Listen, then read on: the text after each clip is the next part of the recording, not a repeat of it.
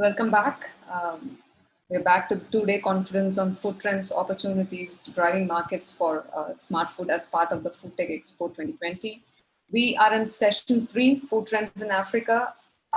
Just a quick set of instructions. I request the speakers, if there is any questions, to just share it in the chat box. For participants, you can share the questions in the comment box below the video, and we'll make sure that the moderator receives all the questions. If it is directed to any specific speaker, please do mention the same in the question. And moving on to the sessions, it is my great pleasure to introduce the moderator of this session, Dr. Moses Yambi. Dr. Moses was the Regional Director for International Crop Research Institute for Semi-Arid Tropics until the end of July 2019. And he is an expert in crop physiology and soil fertility and holds a PhD from Iowa State University, US. He is passionate about creating awareness on the nutritional value of dryland cereals and legumes. His recent contributions include the development of a vibrant groundnut value chain for farmers in Kenya.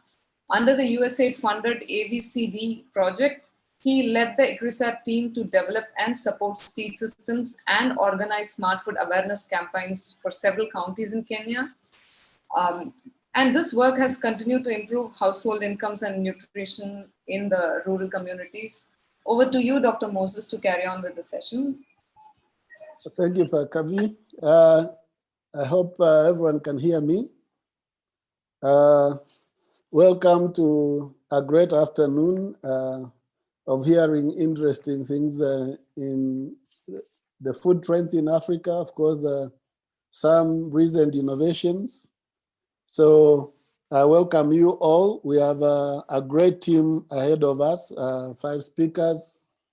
I'll introduce them as the session comes on board when they start to speak. But I think for you, I've read the summary of the resumes and also the affiliations. I think they are a great team that we would like to listen to this afternoon. Since we have just an hour and a half, I would like us to keep time, and therefore I'll start right away with Jemima.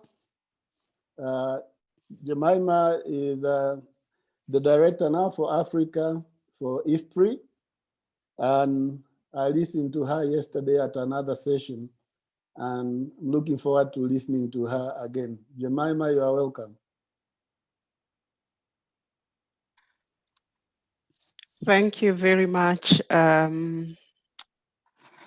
Siambi. Thank you, everyone. It's a pleasure to be here. Thanks for having me.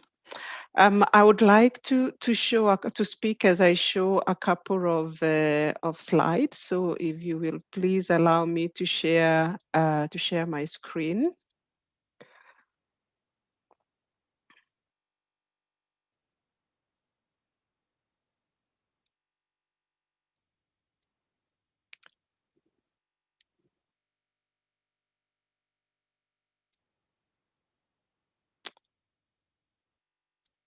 I hope we can see that.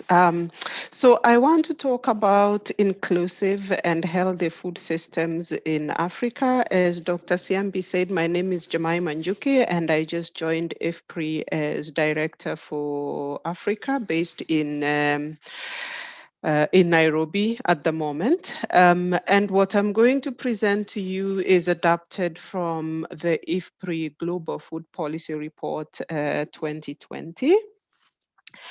And I want to start by just saying, at the moment, we have a strong imperative for making sure that the food that our food system produces is healthy, that the food system is inclusive, and that it is sustainable, that we are producing for everyone, that everybody has access to healthy food, but that food, we are also producing it in a way that's sustainable to our environment.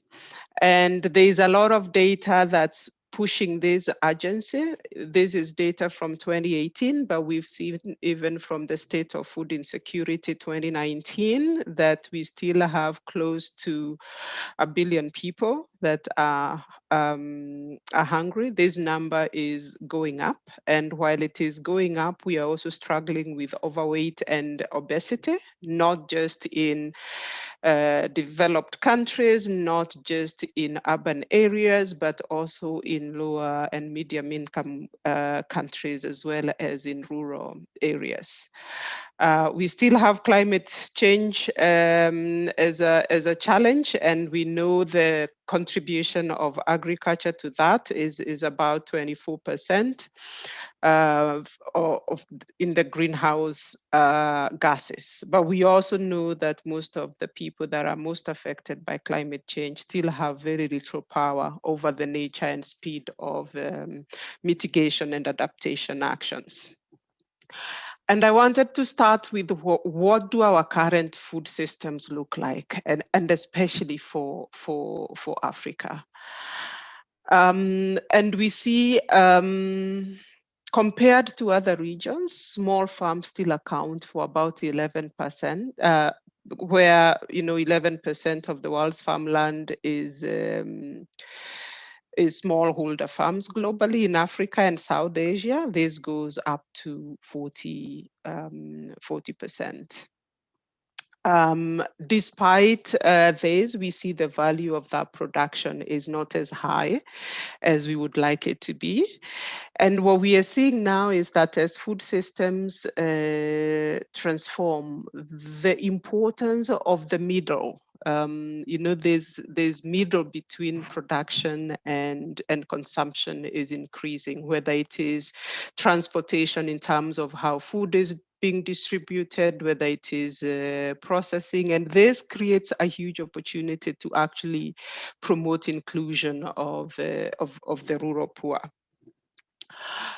So there is an emerging role for SMEs in food supply in Africa. What we see from the Global Food Policy Report is 80% of domestic food supplies in Africa are now purchased in markets handled by the private sector, primarily small and medium enterprises, and only 20% of food is remaining within farm households for their own consumption. And this is an opportunity and a challenge in several ways. A challenge because we know that from the state of food and insecurity that about 2/3 of that number of hungry people that I showed are actually in rural areas, and in many cases are smallholder producers. So we are also having insufficient food for smallholder producers. An opportunity in the sense that we have a growing SME sector that's actually helping to move food, to process food, and to move it from where it is produced to where it is consumed. So you see there's 80%, that's in Africa, 64% is small and medium enterprises and 16% is large enterprises, which means that investments also have to be going into some of these small and medium enterprises. As this is changing on the production and the distribution side, on the consumption side, things are all also changing. There are changes in supply and demand for food products, and this is driving growth in off-farm segments of agri-food systems. The share of own consumption in rural food production is falling, and this is accompanied by a shift to marketed production of more profitable vegetables and animal source foods. But what we also see is the urban share of the food market rising rapidly. If 80% of the food is actually moving from where it is produced to where it is being consumed, and this is raising demand for much more diverse foods. And you can see in this table also showing the share of agri-food value chain segments and their contribution to GDP. What this shows that is that while many studies are showing that agricultural growth is more effective than agricultural growth in reducing poverty, that investments can't just go to productivity alone, that the growth in these other food systems, aspects of food systems, such as processing and trade and transport, it's actually showing is as effective as what we termed before agricultural growth, if not more so at reducing poverty. And these sectors, all these subsectors of the agri-food system are actually growing much faster than agriculture itself in the last couple of years. When we look at the national food systems from sort of a transitional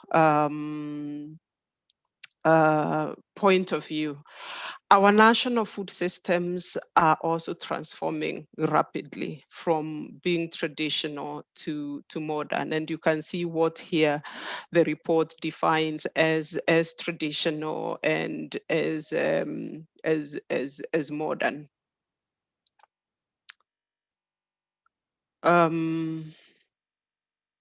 Let me just hide this.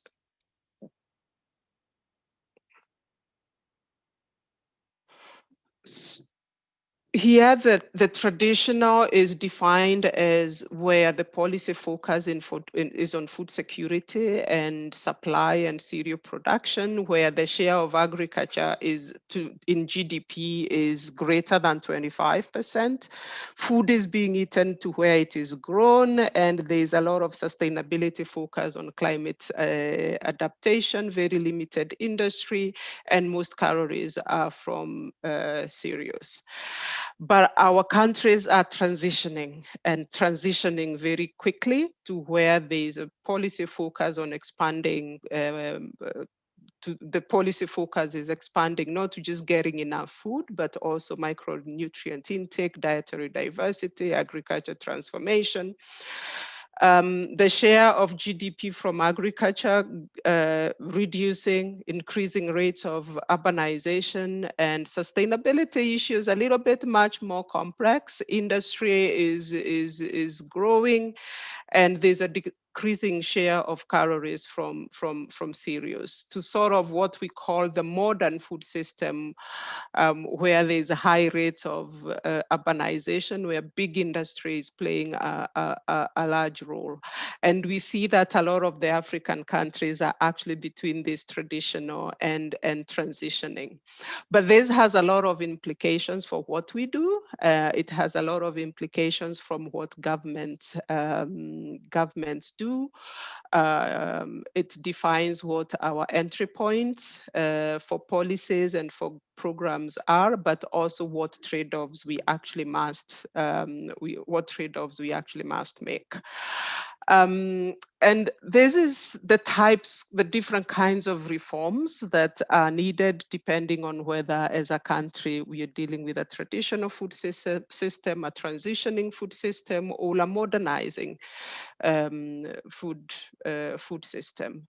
And this is very critical because there's still a lot of governments, a lot of policies that are focused on a very traditional kind of food system when their food system is actually already in transition. So if you think about the putting diet first, in a traditional system, you want to promote the production of nutrient dense foods. In a transitioning system where that nutrition transition is already happening, you want to focus a lot on nutrition education or information campaigns around healthy eating, because diets are already changing. When you are in a modernized food system, which we are getting to, some of our countries are getting into, we're thinking about packaging labels. How do consumers make decisions about what they eat? In terms of the food innovation and technologies that need to be happening in a traditional system, you are thinking more about biofortification. I've seen somebody from Harvest Plus on the panel, hoping they'll talk a little bit more about that. in a transitioning system, you are thinking more about food quality certification. As food starts moving in longer distances, then issues of certification, issues of safety, issues of cold chain innovations then become important. And in a much more modern system, then it's the infrastructure and logistics. And you can see how other innovations, including around policy and inclusivity and reforms, also change depending on where we are in this transition process. Okay, Jemima, we're almost getting to the time, so if you could start wrapping up, please.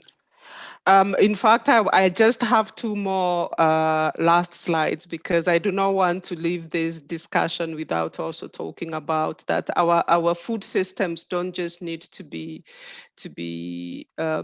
healthy and sustainable, but they also need to be equitable. And we have to think about how we include young people and women in how do we get the voices and the innovations that young people bring into the food system. And despite facing really significant challenges, young people, young men and women and other women are playing an instrumental role both within the farm and also beyond the farm. We've seen a lot of innovations from young people around that middle of transportation, logistics, a lot of women in the SME. In the SMEs. So we need to have this more positive outlook on our young populations, not thinking of them as a problem, but actually as agents of change that are really needed in the Africa food system at the moment. Because if we invest in these food systems and in young people, we are not only creating jobs for them, but we are also helping Africa and beyond address this issue of concentration of global poverty in rural places. I'm going to stop there, Dr. Siambi.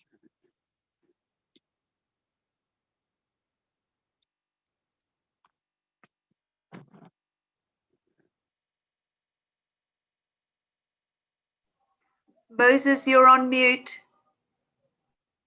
Oh, thank you, Jemima. Oh, thank you, Joanna. Yeah, before we move on to the next speaker, I have some two questions, clarifications that I'd like to hear your views. You are talking about dietary diversity, and mainly because of the products that are getting to the urban areas. Are we seeing similar trends in the rural areas in Africa? And if any, do you have an example? And then my second question is coming to equity. As you move to processing and you say getting into the SMEs, are we seeing a lot of participation of women as we see in the production part of the value chain?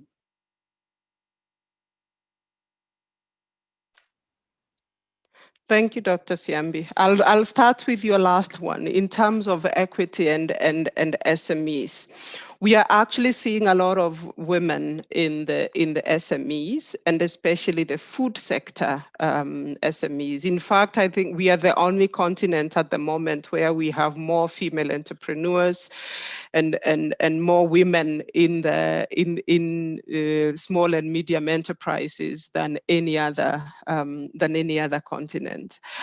But what research is actually showing is that their profitability levels are actually much lower. There's a World Bank study from last year that's actually showing sometimes female-owned businesses in the same sectors as male-owned businesses can sometimes be 30% lower in profitability because of some of the constraints around labor and the financial gap the gender gap in financial access. So although we are seeing more women in these SMEs, their businesses tend to be smaller, and their businesses also tend to be less profitable because of some of these constraints. And so even as we invest in SMEs, we have to start thinking about how we create more equity in that space, how we close the gap in financial inclusion, and how we address some of the labor constraints. To your first question on dietary diversity, although we are seeing more consumption of processed foods in urban areas than in rural areas, we are really seeing a huge increase in the last couple of years in the consumption of including fast foods in rural areas. And that's why I'm saying about 80% of the food produced in rural areas is actually moving out of rural areas. And there's a lot of consumption of purchased food as well. So even as we get concerned about dietary diversity and the adequacy of diets, how healthy diets are for urban consumers, we must also think about that for rural consumers as well. Thank you, Jemima. I think at the end, we have some time to seek further clarifications.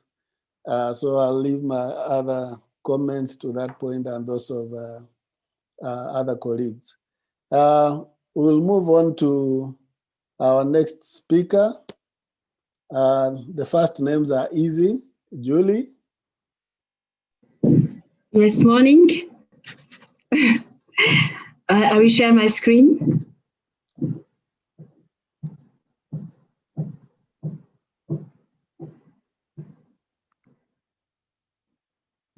So let me just, I guess you will see my screen. Yes, we can, Julie. If you want to put it on full, yes, it's full now. Yeah, thank you. It's okay? It's good. Okay, good morning, good afternoon, everyone. As announced by Dr. Siambi, my name is Julie Bouedi. I'm actually based in Nestlé Research Center in Abidjan, where I manage the department for consumer studies, supporting projects with sensory analysis and ideation, but also tracking the trends with our partners to guide innovation and renovation by launching products which fit the best with consumer needs. So I will briefly review in a few minutes some key information about our consumers and their aspiration, followed by the trends that have been identified this recent past month. I will also give you a few words about Nestlé R&D missions, and finally, a quick view of product launch this year to help you understand how we could combine these trends identified with our mission to satisfy the needs of our consumers. So first, what about our consumer? Who are they? Our consumers are those who fight every day with less than $2 as an income. They have to make a choice to bring food to whole family on a daily basis. But we have also aspirational moms with modern ambitions and traditional expectations. And beside of them, we can find urban youth who are under 25 years old and who represent the most important parts of our population today. What do our consumers aspire to? They aspire to a better future with an optimism above 70%, which is far from French people who have around 36%. Our consumers also aspire and dream about prosperity, but they also aspire to success For them, launching a business is also a common aspiration. What do they care about? They are sensitive about prices, but they also want to have affordable products and convenient products who are easy to store and easy to transport. And of course, these consumers are conscious about their health. Who influences their behavior? Their behavior are influenced by family and friends, but also by religious leaders and healthcare professionals.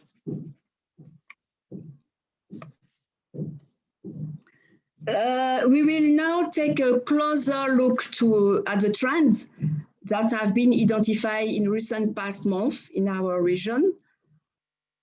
There are 10 trends that have been identified around 5 major energies.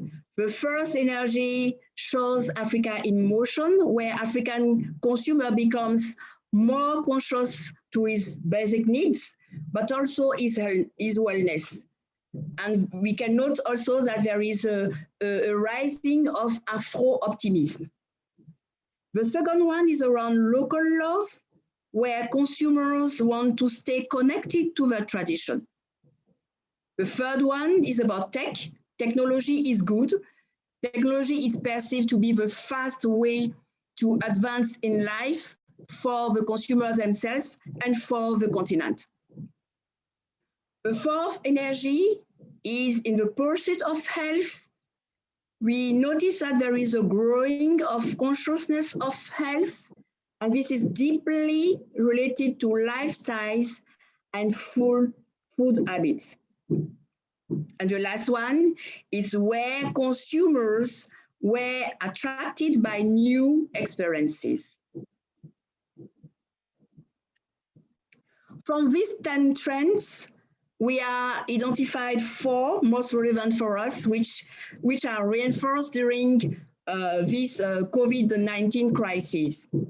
And this is about local love. Consumers want to consume local food made with local ingredients. It's about health, this growing of consciousness to ensure this wellness. Entrepreneurial ambitions are also growing in the context of important young population. Sharing is caring is key in our cultures when dialogue and social connections are the common DNA. A few words about our mission, how the R&D Research and Development Center Abidjan contribute to Nestlé purpose. R&D Abidjan mission is to drive cross-business innovation and renovation of tasty, nutritious, and sustainable products. The center is unique in Africa with a pluridisciplinary team composed by engineers, product developers, food scientists, technicians, etc. And from the center, we are gathering insights from markets to create and launch nutritious, affordable solutions for consumers using the trend described above. We create solutions using our local resources, local ingredients, as well as local manufacturing for offering products to satisfy our consumers. A few words about what happened this year, Nestlé's successful launches. The first one is in Zimbabwe, Serravita Sauer Porridge. So this product is a new affordable nutritious solution launched in Zimbabwe this year in June. And the product is made with whole grain cereal, maize and sorghum. It's a source of fibers and protein. It's fortified fortified with essential micronutrients lacking in local consumer diets. And the porridge was developed and launched in under 1 year with the support of scientists at Nestlé Research Center in Abidjan, Côte d'Ivoire. The center leveraged its science and technology capabilities to develop a porridge adapted to local taste preference and dietary requirements, but also minimizing cost production to ensure affordability. To minimize the cost of the products, the mix was developed with ingredients locally sourced with high quality standards. So using local factories and existing technologies. In addition of that, Nestlé packaging experts work together with local suppliers to develop an affordable laminate packaging, which can be recycled with the right infrastructure in place. The packaging is developing with a flag of Zimbabwe. A second example with a similar story is Golden Moon Maize Wazobia in Nigeria. The product is made using local available maize and soya. Recipe was developed to address deficiency of population providing needed nutrition. The product is manufactured in Nigeria, where we also created share value activities to work and support local farmers. This product is fortified in micronutrients with an adapted reduced portion size to drive affordability and accessibility to more African consumers. My top 3 recommendations to finish, recommendation to improve or support the food system in Africa are the first, to put the consumer at the center of everything you do, taking account their feedback, their perception, staying connected with them from ideation to the launch of a product on the market.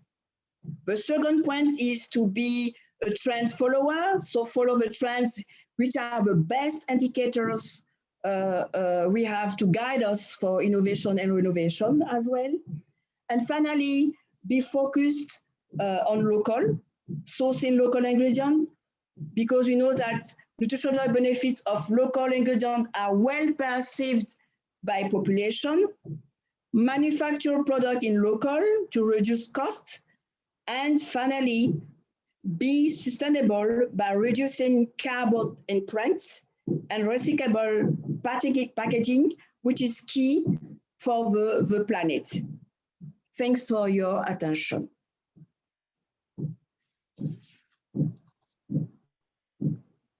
Thank you, Jolie. You are right on time. Yes. No, thank you for that interesting presentation. I would like to find out one question, or rather some clarification. On the Serravita that you are manufacturing in Zimbabwe, what are the proportions of maize and sorghum?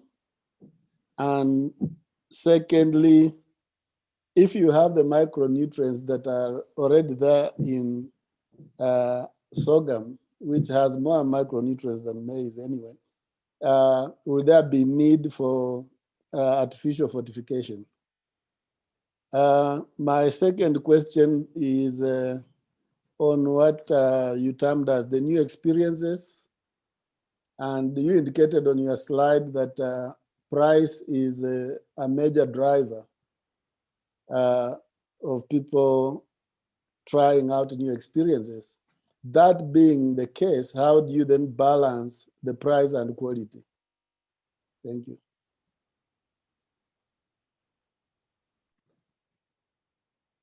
Okay, can you hear me? So can you hear me? I can hear you. Yes, okay. So for your question, I mean, we speak about maize and sorghum, right? We use for launching this product in Zimbabwe. Of course, we working closely with local team to sourcing this ingredient. And I know that it's not easy sometimes to find affordable or local solution on field. But for me, the team are working closely with partners locally to source this ingredient with a high quality standards. So I don't know if I answer your question. Yeah, you did. Yeah, I think we can have a side discussion on that. Yes. Yeah. Okay. So about the micronutrients we had about fortification, of course, we have some micronutrients in the local ingredient we found, but they are not enough, I think. When we process these ingredients, we lose a part of micronutrients. So it's important also to have a well balance of this micronutrient to fortify the product. This is my answer for the micronutrients. And I think we have another one, sorry. Doctor?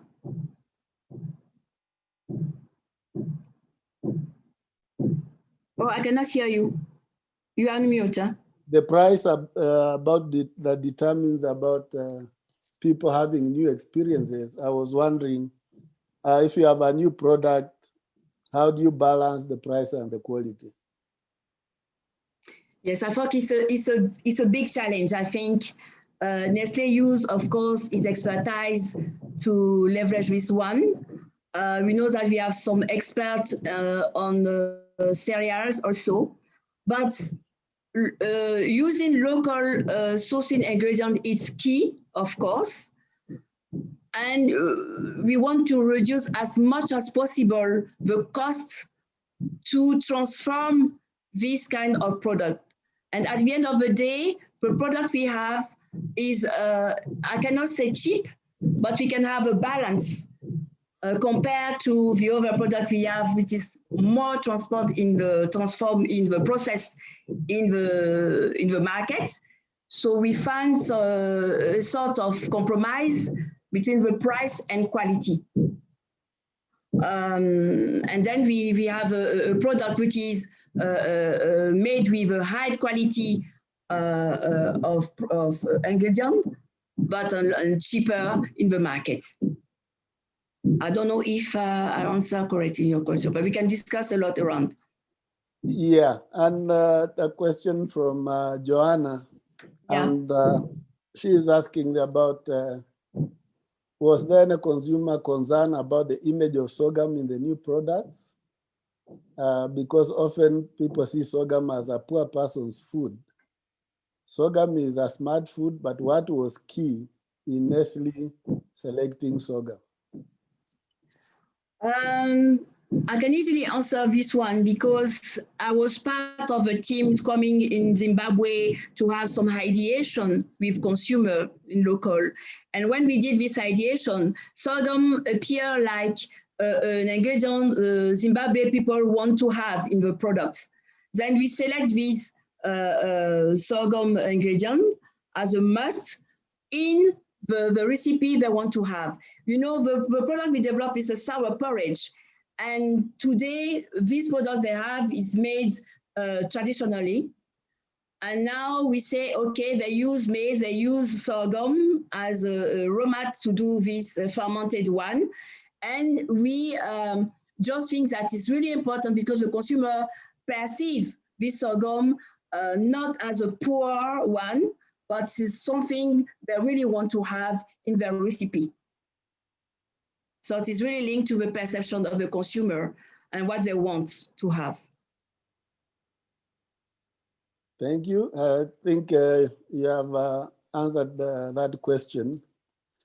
Thank you, Julie. I think there'll be more questions probably in the plenary sessions and other clarifications.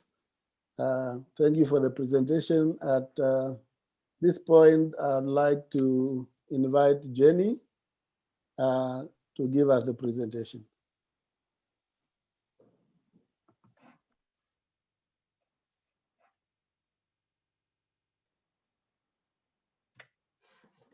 Hi, just checking you can see my screen and hear me. Yes, we can. Okay, and I just get my If slides you can on there. get your slides to full screen. Yeah. There we go. Okay. So thank you very much for the opportunity to talk today, and hello to everybody. I hope you're all safe and well today.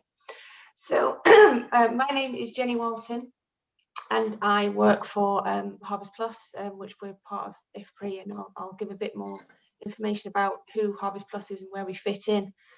And in my time today, I just want to give an overview of the major health trends and introduce how biofortification fits into that health trend, and then how those health trends start to dictate food trends, and then how we work with the existing food trends to expand the use and reach, and importantly, impact of biofortification.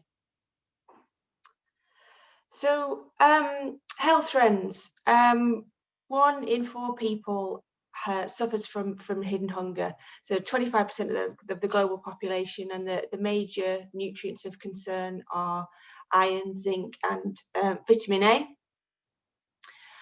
So one big health trend there that we really want to sort of focus on today, and some reasons behind that health trend is around poverty. So as we've heard in the previous slides about average incomes, and how many people survive on less than $2 a day, and most people in Africa live on less than $5 a day. And unfortunately, because of the COVID situation, it is going to push more people into poverty, and more people into extreme poverty. So the worst case scenario is that 100 million people could be pushed into extreme poverty because of COVID. So the current situation is actually setting us back in terms of where we've been heading to with public health.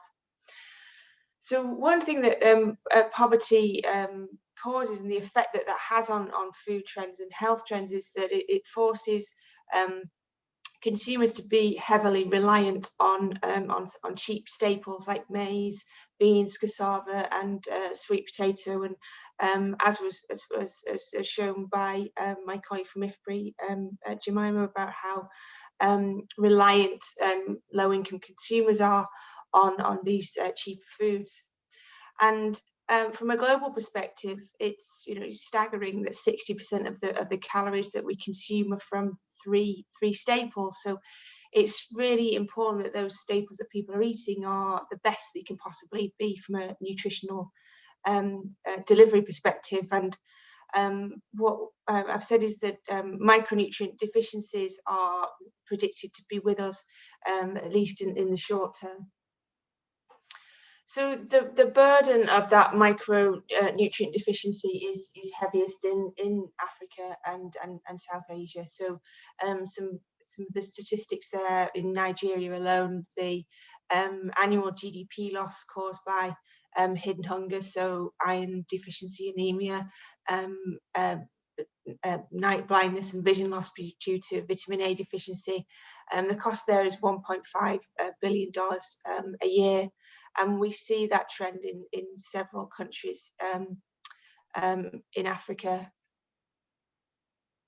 So there are several strategies to address hidden hunger, and all of which are extremely important and work to reach different parts of the population. And number one idea, and that we should all have access to a diverse diet. So everything that you need from the fruit and vegetables and fresh foods that we need to deliver all the nutrients that we need.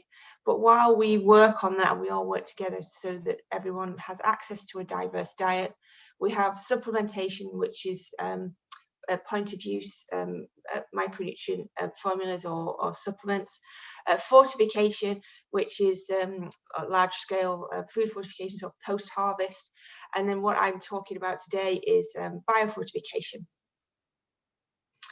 So who are we? So Harvest Plus is a non-profit. We're part of the CG organisation with our head office in IFPRI. And we exist to be part of the solution to hidden hunger, and I say part of the solution with those other interventions that I mentioned.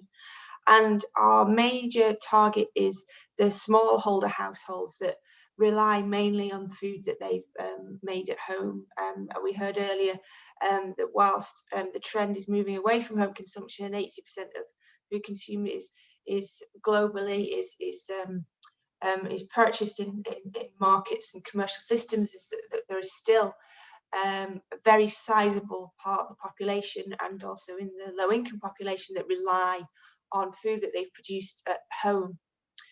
And what we do is we let the plants do the work. So the foods that people are growing and consuming at home, we find the varieties and develop the varieties of those foods that are nutritious as possible through plant breeding. So that's through conventional techniques, not through genetic modification. And also there is agronomic biofortification, where you can actually add fertilizers to crops to increase the micronutrient content.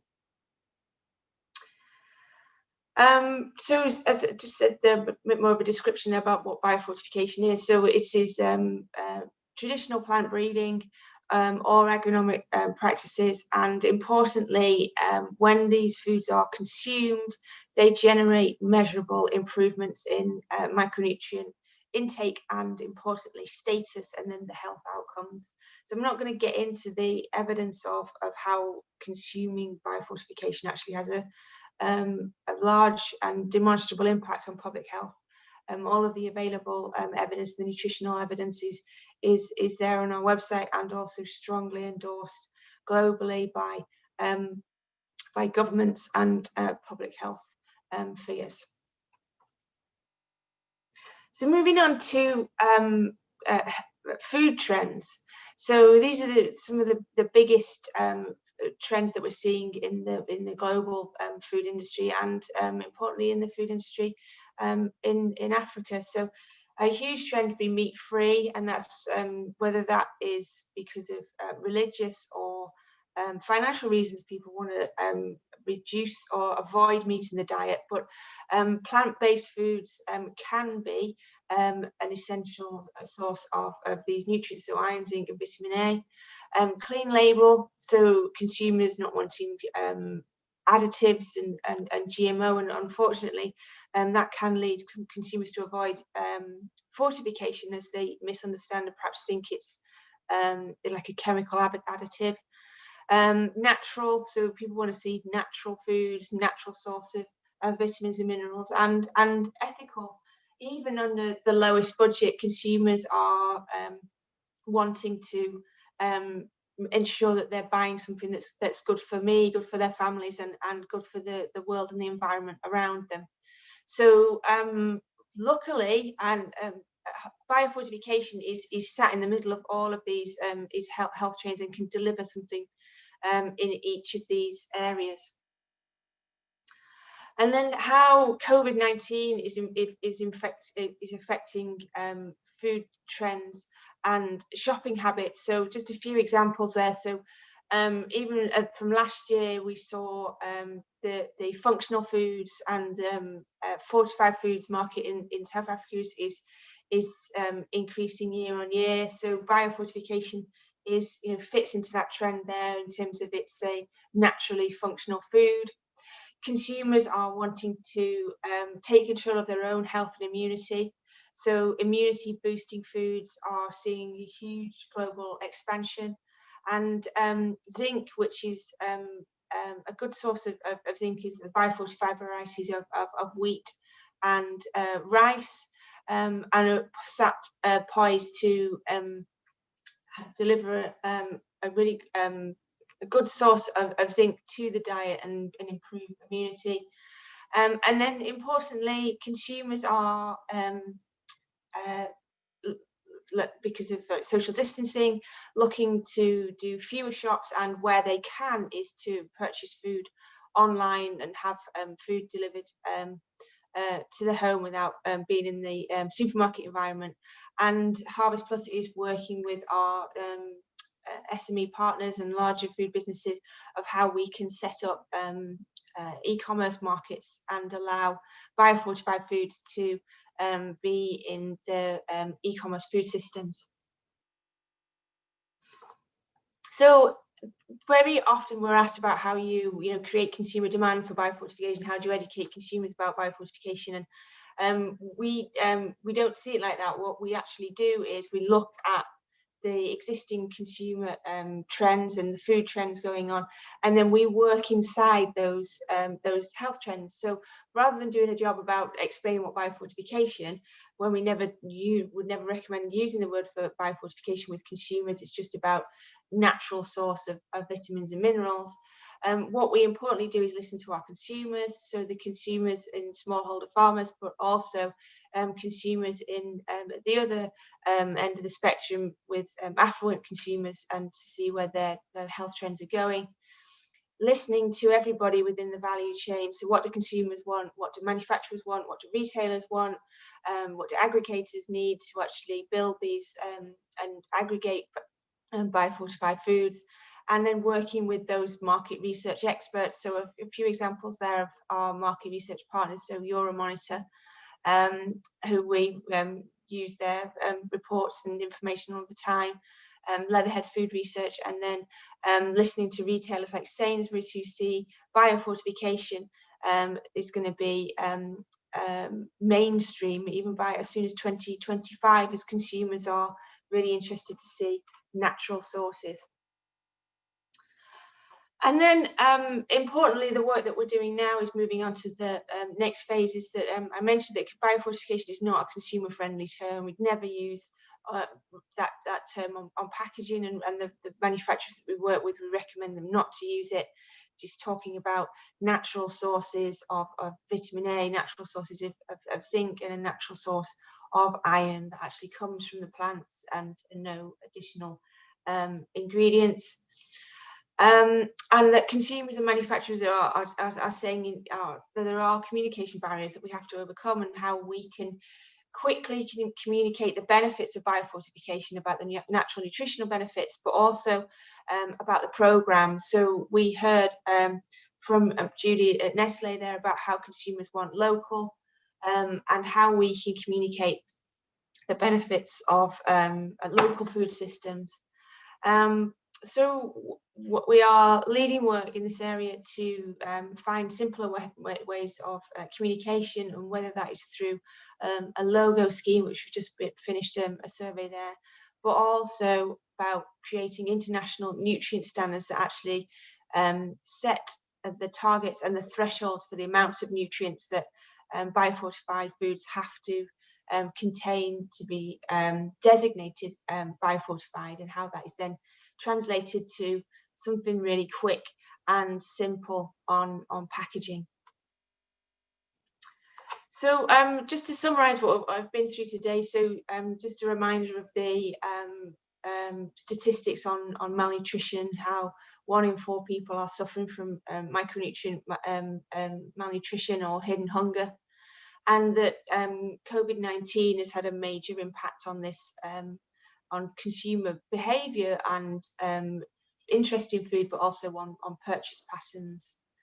And that low income and poverty forces consumers to rely on cheap staples. So it is essential that we increase the nutrient density of the major food sources that that consumers are reliant on the most. And it's biofortification is an essential tool that we can use in nutrition security, not just food security. And in order to increase the reach and impact of biofortification, we concentrate on the food systems interventions, which I haven't really gone into today, but how we work with governments and policy to include biofortification in there. But importantly and sustainably is how we build demand through commercial and consumer trends. And the commercial food systems is where we see that biofortification will be adopted and sustainably embedded into the food system.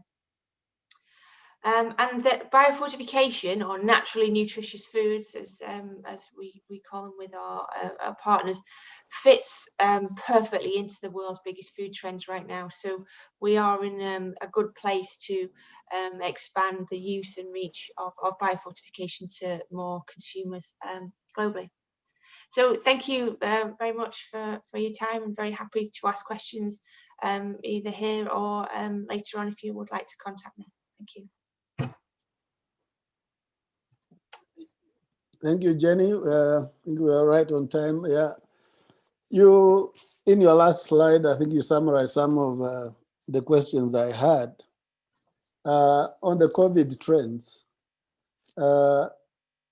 Many of the countries that were importing, the African countries that were importing rice, eggs, from Asia, whether it's rice from Pakistan or eggs from or soy from China.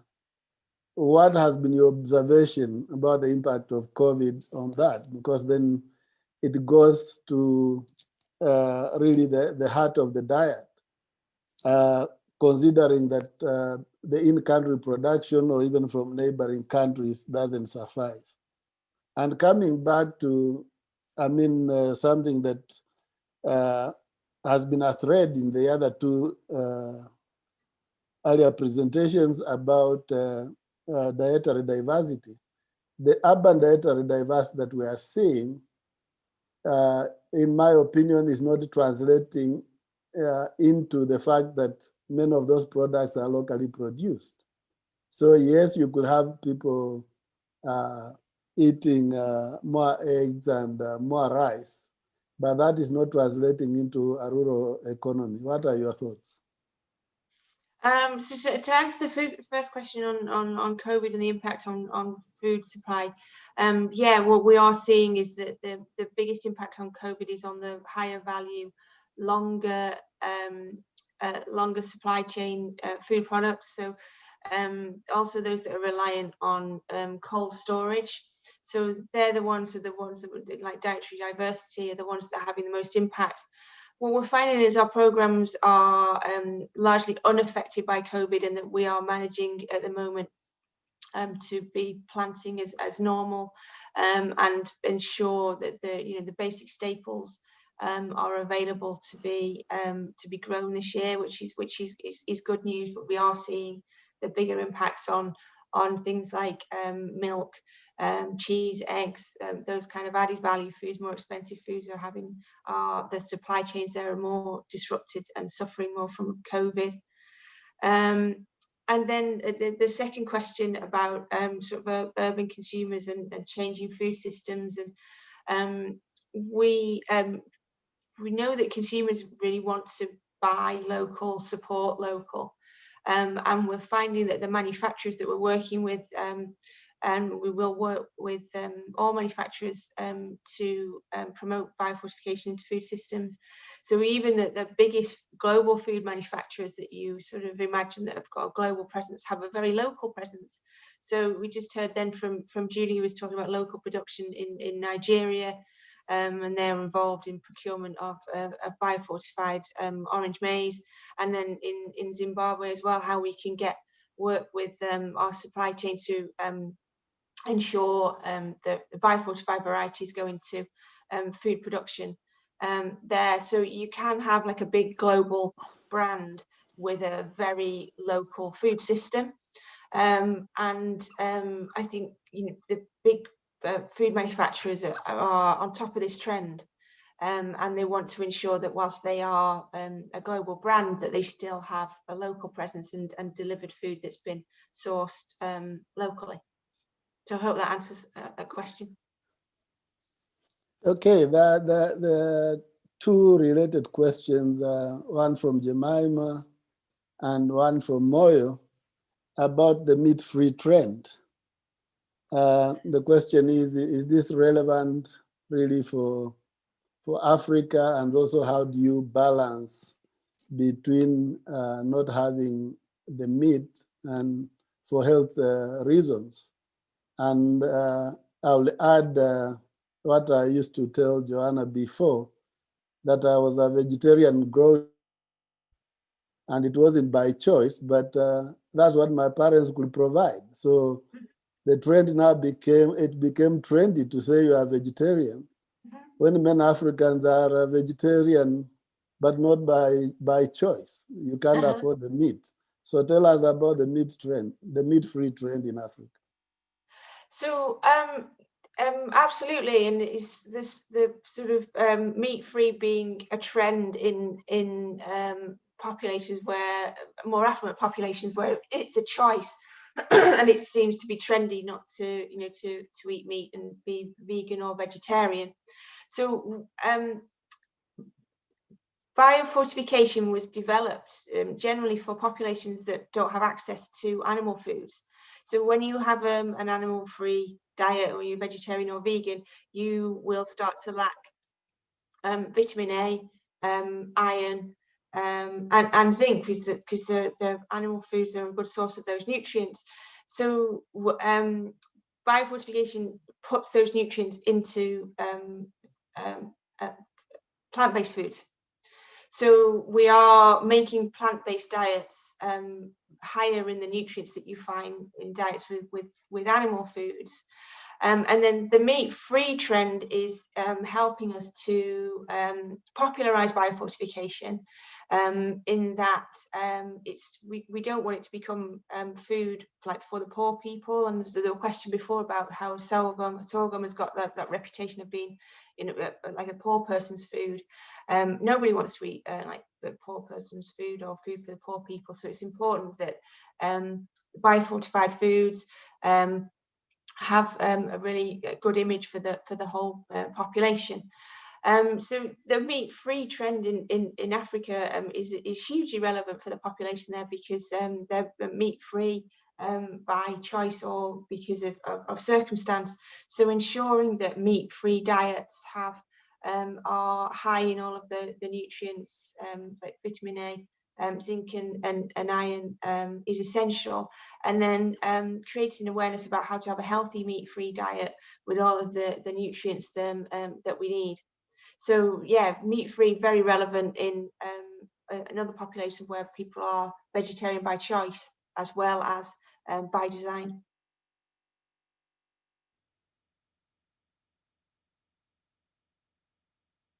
What has been your experience with the governments, as you say, working with the governments about biofortification? Because many countries enforce the fortification in the flour, the salt, the cooking oil, but they're not willing to invest in research in biofortification. The response and by governments is really good. And as you say, the research, agricultural research is expensive. And the agricultural research at Harvest Plus and through IFPRI and through our CG partners, that's the donor funded part. So the technology of the varieties that are high in nutrition is there, it's ready, so that the actual background research has been done and we have the varieties ready to go. And importantly, this isn't a competition between fortification and biofortification. We need both. So biofortification reaches parts of the population that don't have access to food systems, so people who are reliant on food at home. But also when there are shocks in the food system, like we're seeing at the moment with COVID, and it's not possible to fortify, there's not enough time to fortify, or the manufacturers aren't getting on board with fortification. So you have biofortification there as a backup. And in many cases, we work with governments to create guidelines that are about biofortification and fortification. So we're currently working in Zimbabwe on guidelines that include all three, so supplementation, biofortification, and fortification. And we've also just successfully worked in Tanzania with the publication of guidelines for biofortification in the population. So we do have a very good government response, and the main reason for that is because biofortification is so cost effective. So once you introduce the biofortified varieties into the food system, and we work with the commercial food systems to make them that's embedded and sustainable in there, it's a one-off piece of work and one-off cost, whereas other interventions you have to continually do, so you have to continually fortify or continually supplement. So in general, we do have a very good response from local and international government organisations. Thank you, Jenny. I think your last comments must be music in Joanna's ears. She also does some work in Tanzania, so you people can have a side discussion on that. This time I'd like to call Rodrigo to come and share with us his experiences. Hello, Dr. Siambi. Thank you very much. And hello, everybody, for joining us today. It is a pleasure for me to be here. So my area of expertise and my work are, I would say, a bit different to the rest that have been presented today. So I'm very happy to hear about the trends, the food trends that are happening downstream in Africa when it comes to, for example, consumer trends or market trends in big food companies in Africa. But the Crop Trust, where I'm Strategic Partnerships Manager, is an organization whose mandate lies a bit further upstream. So our work, our mission is basically to safeguard crop diversity forever. So we work with a network of seed banks globally. And the idea is that by supporting them financially in perpetuity and raising their management up to standards, we can ensure that future generations will have access to all the astounding agricultural biodiversity that exists out there. So this work is a tiered work. It has, of course, the large international collections, mostly hosted in the CGIAR, that contain most of the crucial commercial and staple crops for food security. It also has the global seed vault in Svalbard, in the north, almost halfway between mainland Norway and the North Pole, which is a backup facility for seeds.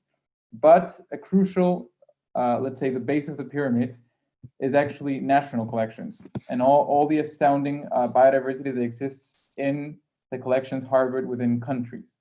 So these collections are an crucial complement to, for example, the international collections of the CGIAR, because they host a much greater diversity of, for example, indigenous and native crops. Africa, of course, is for many crops a biodiversity hotspot, but Africa also, as you may all know, has suffered the negative effects of monocropping. So, of course, the let's say colonization of maize led to a significant improvement in several hunger indicators in Africa, but it has also contributed to a displacement of several indigenous crops that have been also in the brink of extinction, or at least extinction from the field. So today I'm going to speak about one of our projects. As I mentioned, in my case, I cannot speak a lot about food trends, but I can speak about the fact that, well, 80% of the food that is produced in Africa is produced in through smallholder farming. And smallholder farmers are not only a population that is extremely vulnerable, it's almost 33 million of them. With dependents, it's almost 100 million. It's not only a population that is extremely vulnerable to hunger and malnutrition, but is also a population that is extremely vulnerable to, of course, climate change and land degradation. So what we have seen in Africa, in many of the national collections with which we're working and many of our regional partners, is a trend of smallholder farmers trying to go back to indigenous native varieties of crops because of different traits that this crops hold may allow them to grow in higher salinity or water scarcity or climate variability. So it is with this in mind, and I will share my screen now.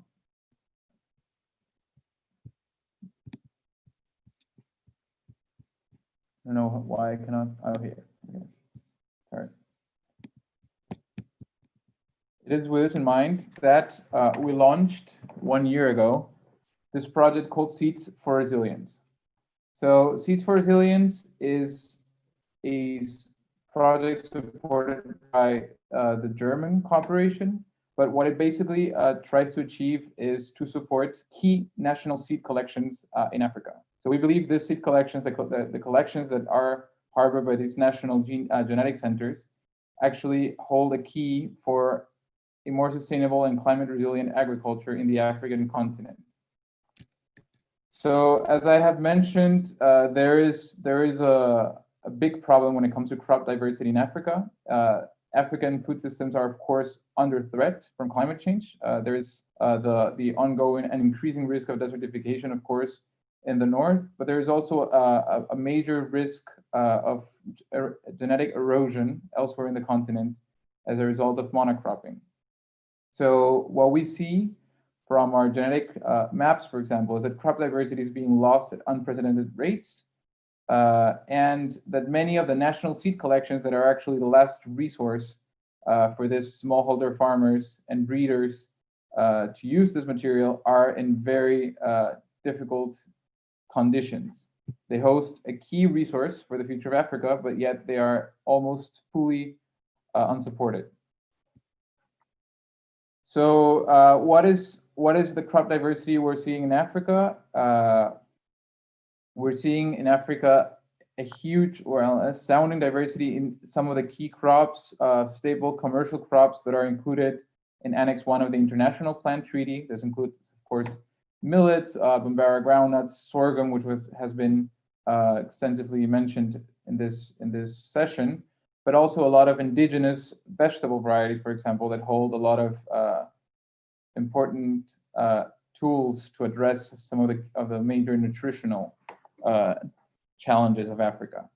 So this natural diversity, of course, can be used in two different ways. First, it can be used for direct use in farmers' fields. There is some extent of in situ conservation in Africa that we want to support, but mostly this project is about ex situ. But of course, the seeds in the gene banks can be used to support directly farmers, or also, of course, to support research and breeding programs for improved varieties. For example, as our previous speaker mentioned about biofortification.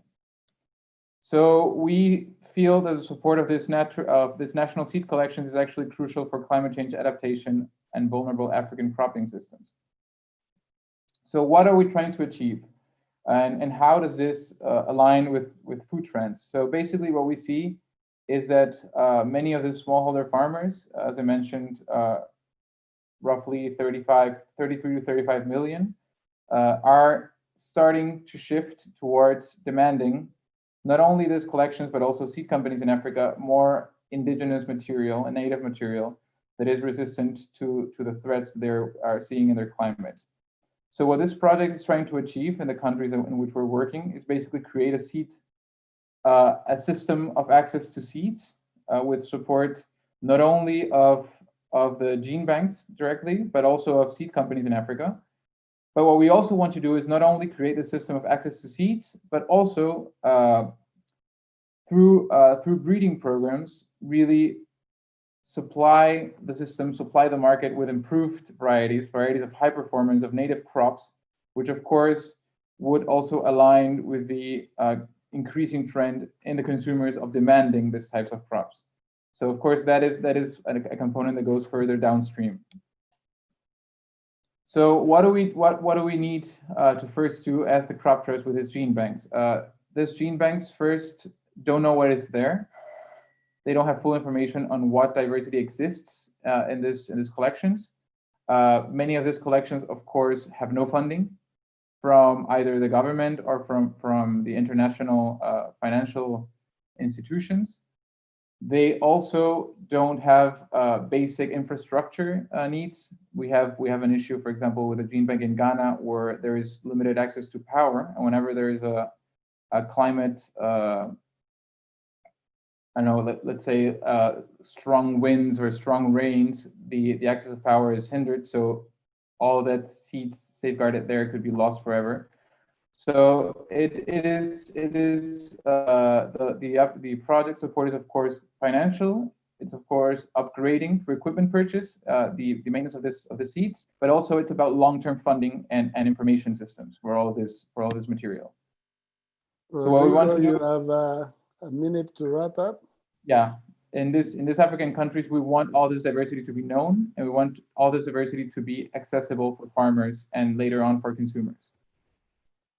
So I will go quickly through this. There's not a need to go through this. But basically, the countries in which we are operating, we identified these 5 countries because they host international collections and astounding diversity of indigenous crops. Is Ghana, Nigeria, Ethiopia, Kenya, and Zambia. So as I mentioned, this project will have a 3-year time horizon to really put these collections up to standard and ensure that there is in perpetuity safeguarding of this material. But later on, we will also involve seed companies, food companies, and of course, breeding programs and institutions like IFAD, because what we want is not only for these seeds to be stored in the gene banks, but for these seeds to also support and underpin the food trends that we're seeing in Africa towards healthier and more indigenous crops. So thank you. Thank you. I think to do justice to everyone, I'll hold my question for Rodrigo until the end and have our last speaker, Moyo. If you could please take the floor. Hi, Moses. Sorry, as you know, I knew about this very late, so I don't have slides to share, but I do have a couple of presentations. I would say that most of the trends we see has already been presented by everybody. But what I will add that we do in Danone. So I'm from Danone. And I'm going to focus more on our dairy business more than we have the ELN business, but I'll focus on, the early life nutrition. So most of the trends we see is all around wellness, health and wellness. So we've seen a dramatic increase in people going back to traditional ingredients. So we call it more, how will I put it? We call it back, modernizing tradition. So we see people wanting what they're used to. So I take a good example, soya bean, soya milk. People are saying, can we have like industrial soya milk because they know it's good. So we see more of that kind of trend happening now. We've also seen a huge dramatic increase on parents wanting something that is more fortified or healthier for their kids. With the rise of with COVID, we've seen the trend of what we call food as health. So people believing that through food, I can have more immunity, I can be healthier, I can, I can prevent. So what we see is that for African consumers, they don't want to get to the stage where they have to treat themselves because of hospital infrastructure. Most countries don't have any kind of free healthcare or things like that. Rather, what they want is that not to get to the hospital. So everything they're doing is not to get to the hospital in the first place. So with that, what Danone has focused on within this last year, we have accelerated our plant-based business. We have increased our coverage across the countries that we have. Our flagship brand is Alpro, but we have also developed quite a bit of local brands. They are not yet launched, but we focused a lot on developing local sourcing, local brands, and really just driving this idea of health through food. And we know that a lot of the plant-based ingredients work. We have looked at some ingredients like baobab. Soya is one of our core ingredients actually that we are working with. And we know that soya has a lot of multifaceted things with it. The yogurt range, we focus a lot more on fortification for the yogurt range. So we've seen quite a bit more on that for the fortification for our yogurt range. And more than ever before, we've started to launch kids brands. So we know that, if we flip around, Africa is the youngest continent.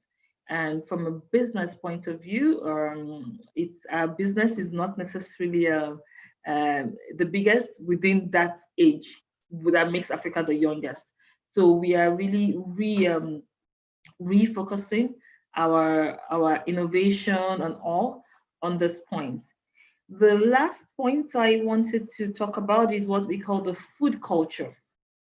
So what we've kind of started picking up as a trend, I felt like Julie's slide was a copy of what I would share, to be honest. So Julie's last slide that talks about consumer centricity, the trends, following the trends. One of the things of our food culture is that we are seeing more and more pride in recipes, and we are looking more at indulgence recipe. So we've seen that with COVID, where people are being, let me say, at home together and bored, there's a high level of boredom. What we find is that people want some excitement, and we've seen also an increase in indulgence. But in Africa, when I say indulgence can be something as basic as chocolate biscuits.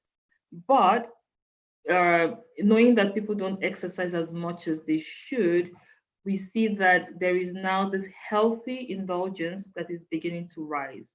So we have noticed in our category more increase of plain yogurts. We have noticed things like rice indulgence, which is a lot healthier, that rice-based indulgence. So we are beginning to see, people still want the look and the feel of something very indulgent, but not the baggage of the fats, the sugar, the cream, and all that comes with it. So this is one element where we are now beginning to, let me say, activate it and animate internally, is food culture, the local food culture, and anchoring that into all our innovations, renovations, and really, really creating that trend of food culture. Thank you. Any questions? Thank you, Moyo. I think you've done a good job giving that preview, even if you didn't have the slides. And as you said, I think Danone products are an indulgence. I like the yogurt. There is a quick question from Joanna to any one of you, Jemima, Julie, or Moyo, about now that you have the participation of more women in SMEs in Africa. Is that going to influence the consumer demand, and how much of that is going to be influenced now that you have more women participating in SMEs versus, of course, the influence of the big companies like Danone? I can give a point of view. So on this one, it's yes or no. So yes is that we see what we call regional brands beginning to grow. So COVID actually has helped regional brands a lot to grow. So it does influence, some of the food or some of the innovations that we have thought about. But what we also see is that the big companies have the money to spend on positioning and the awareness. So both of them impact each other. So what we do, in the past, we were very arrogant And what does that mean is that, if we see a regional brand growing, we ignore if it's not part of our innovation thinking. Today, when we see any regional brand growing, we check what they're doing. We look at the rotation, how fast it's growing, and we try to see what we can do as quickly as possible. So we kind of amplify what's going on. So I would say what the SMEs are doing is when they're doing something very creative, very anchored, and very desirable, I would say the big companies, especially nowadays where everybody is trying to find growth everywhere, the big companies kind of take the idea, they steal the idea basically, and then they amplify with their own resources. Thank you for your honesty. Julie? I think Moyo said everything already. Okay, Jemima. Hello, Moyo, how are you? Hi, Julie. I think the only thing I would add is go back to that slide that I said we have about 80% of foods moving from farm to consumers, and the 80% that's moving, 16% of it in Africa right now is by big companies, and 64% is by SMEs. So we know that trend can shift. And so I think there's still a lot of opportunity for SMEs to actually influence what people consume if so much of the food is moving through them. Having said that, as Moyo said, these SMEs, we have to support the SMEs. I remember one of the projects we had a couple of years ago while I was at IDRC was supporting SMEs, for example, to fortify cooking oil with vitamin A in recognition of the fact that a lot of the cooking oil that was being used in rural areas was passing through small and medium processors, especially the medium regional and country level processors.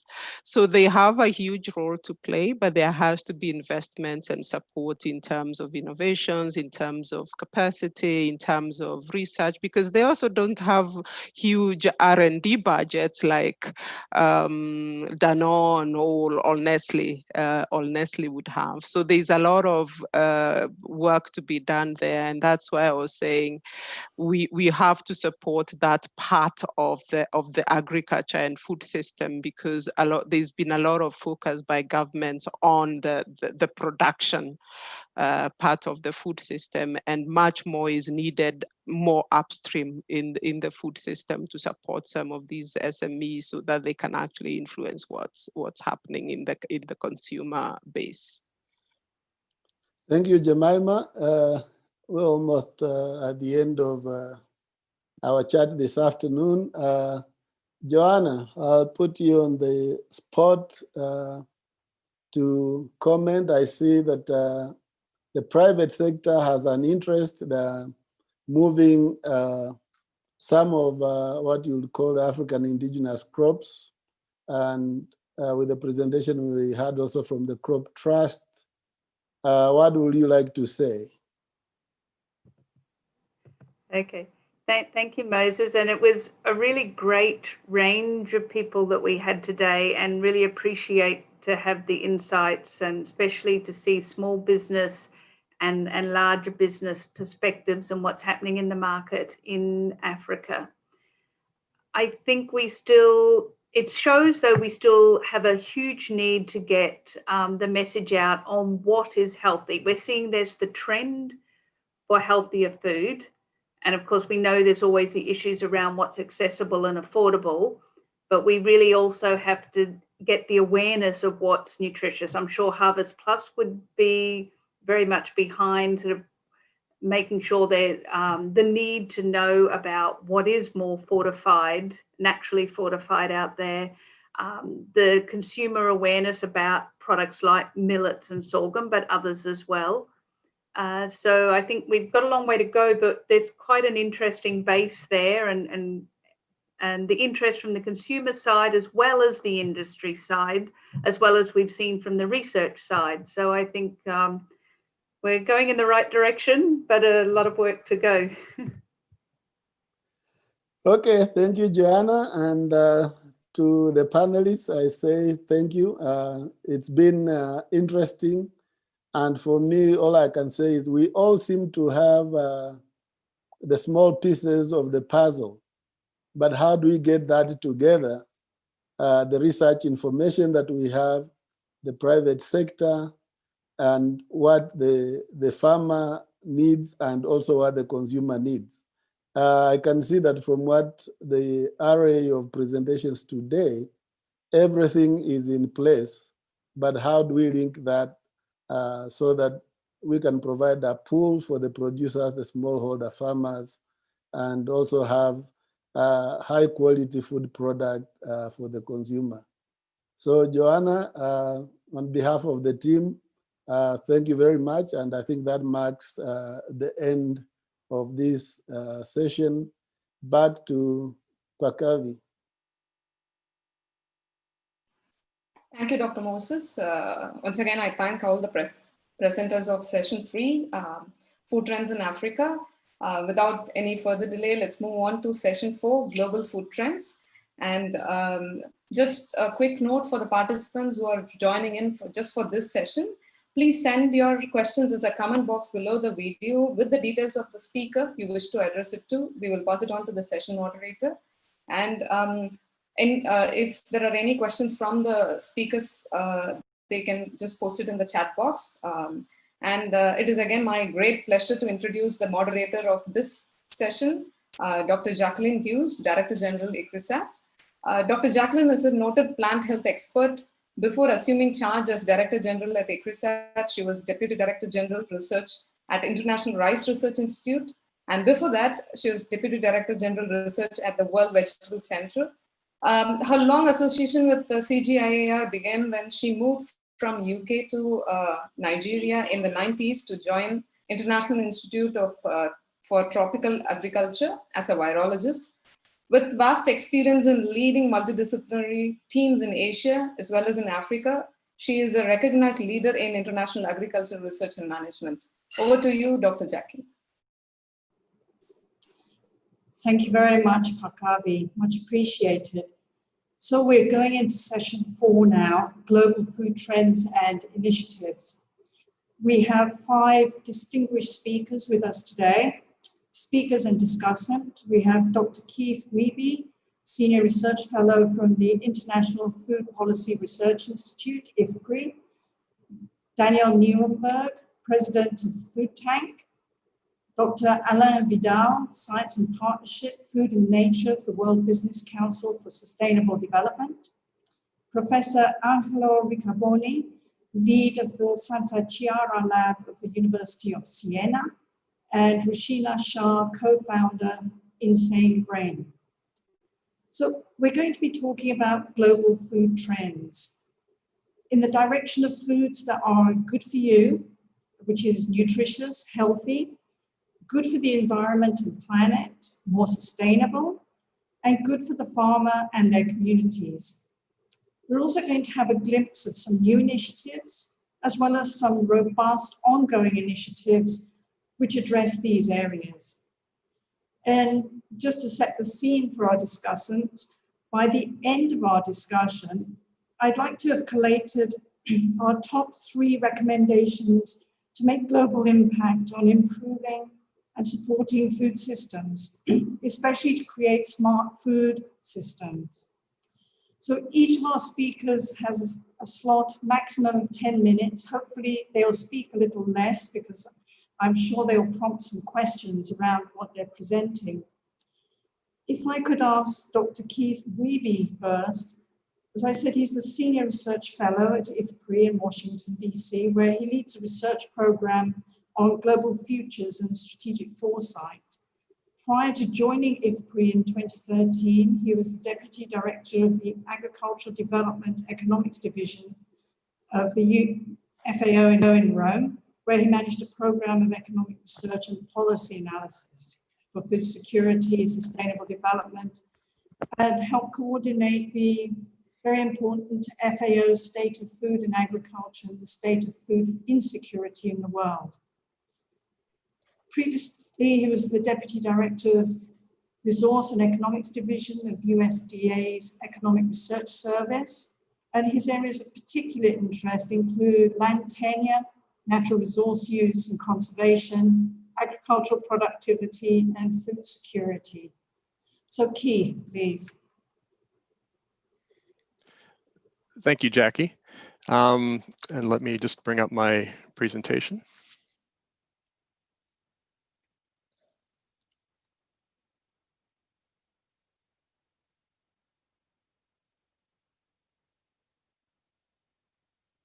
Is that visible yet? Not yet. Okay. Just coming. Yeah, got it. Okay. Great. So I have the challenge of providing an overview of global food trends in, as Jackie said, in 10 minutes, which is a bit daunting, but I picked 7 that I would like to highlight very briefly. And I will just jump right in with the first one. This year, it's unavoidable that we talk about shocks, and COVID-19, of course, being the prime example. Shocks will become increasingly important in the next several decades. And COVID-19 is a very illuminating example. It originates in the food system, has had tremendous impacts on the food system, although very diverse in different parts of it. Less so in primary production, much more so in processing and some retail areas and in restaurants and food service and so forth. But not only COVID-19, some of the other, quote, more routine things, droughts, floods, market shocks, and so forth, remain important, will continue to be important, and in some cases will become increasingly important in the future. While this is true, I will spend most of my time today talking about longer term changes. Now, these have rightly receded this year as we've focused attention on COVID and addressing its impacts and so forth, but they remain important and they will become more evident again once the current crisis eases. Population is a long-standing concern, but while that has traditionally focused on population growth, it's now becoming more diverse. Population will continue to grow in sub-Saharan Africa throughout this century, but in other regions in South Asia, that growth is slowing. In East Asia, populations will actually start to decline in the near future, and those bring different types of challenges with aging, with declining workforces to support them, and so forth. Income is another critical long-term driver of change in food systems. Incomes have suffered a setback this year due to the COVID crisis, but are still projected to rise in all regions, but from different levels and at different rates. And those then also imply changes, particularly in the nature of demand for food. And another factor is changes in technology throughout the food system, in primary production and processing and transportation, in energy use and water use and so forth. Solving some problems, raising new opportunities, raising new challenges as well. Has to do with production, which will be increasingly challenged by resource constraints, particularly in the case of climate and water, I would say. And I'll focus just briefly on climate change. On the right here, you see projections of how temperature may change later over the course of this century under different emissions pathways. But what's striking is the magnitude of those potential changes. Temperatures, global average temperatures so far over the past century and a half since the beginning of the Industrial Revolution have risen by about 1 to 1.5 degrees Celsius. What's striking, though, is that that pattern actually goes much farther back than the past century and a half. In fact, the last 10,000 years, which is the entire history of human domestication of plants and animals, temperatures, global average temperatures have been in the range of about 1 degree Celsius, plus or minus. And so as we move into the middle part of this century and beyond, we really are moving into a unprecedented area in terms of human experience with agriculture. Fourth trend I'll highlight has to do with the important role of demand, which I think will increasingly play a driving role in the evolution of food systems. And that will be characterized increasingly by a shift towards higher value foods. And that reflects the changes in income that I showed in an earlier slide, as well as growth in population, globalization, changes in preferences, and so forth. So that will be characterized by increase in per capita demand for high nutrient foods like meat, fruits, and vegetables, all of which have a mix of nutritional benefits as well as, in some cases, environmental costs associated with production practices. But also changes in consumption of processed foods. There again, you have pros and cons. In some cases, processing improvements in packaging, transportation, food safety, and so forth. Improve access to fresh produce and nutritious foods, but they also, in some cases, are associated with higher content of salt, sugar, and fat, which bring different types of health concerns. And also changes in patterns of consumption of food away from home. Because of the importance of demand, I want to just spend a little bit more time on some of these patterns. These two panels show on the vertical axis the share of food expenditures, the share of total expenditures that are spent on food in different countries. The horizontal axis shows how that varies by per capita income. So in the left-hand panel, we see a snapshot.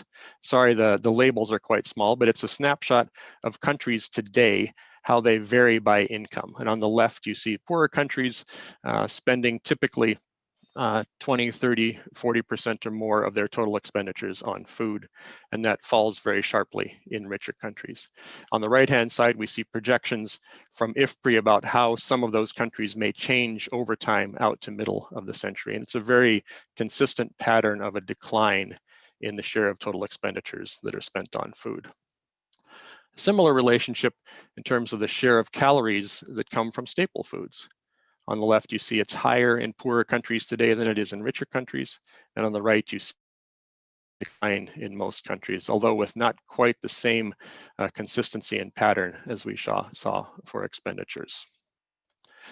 The result of these trends is overall, and this is a global picture, increase in demand for different types of foods that varies across those different food groups.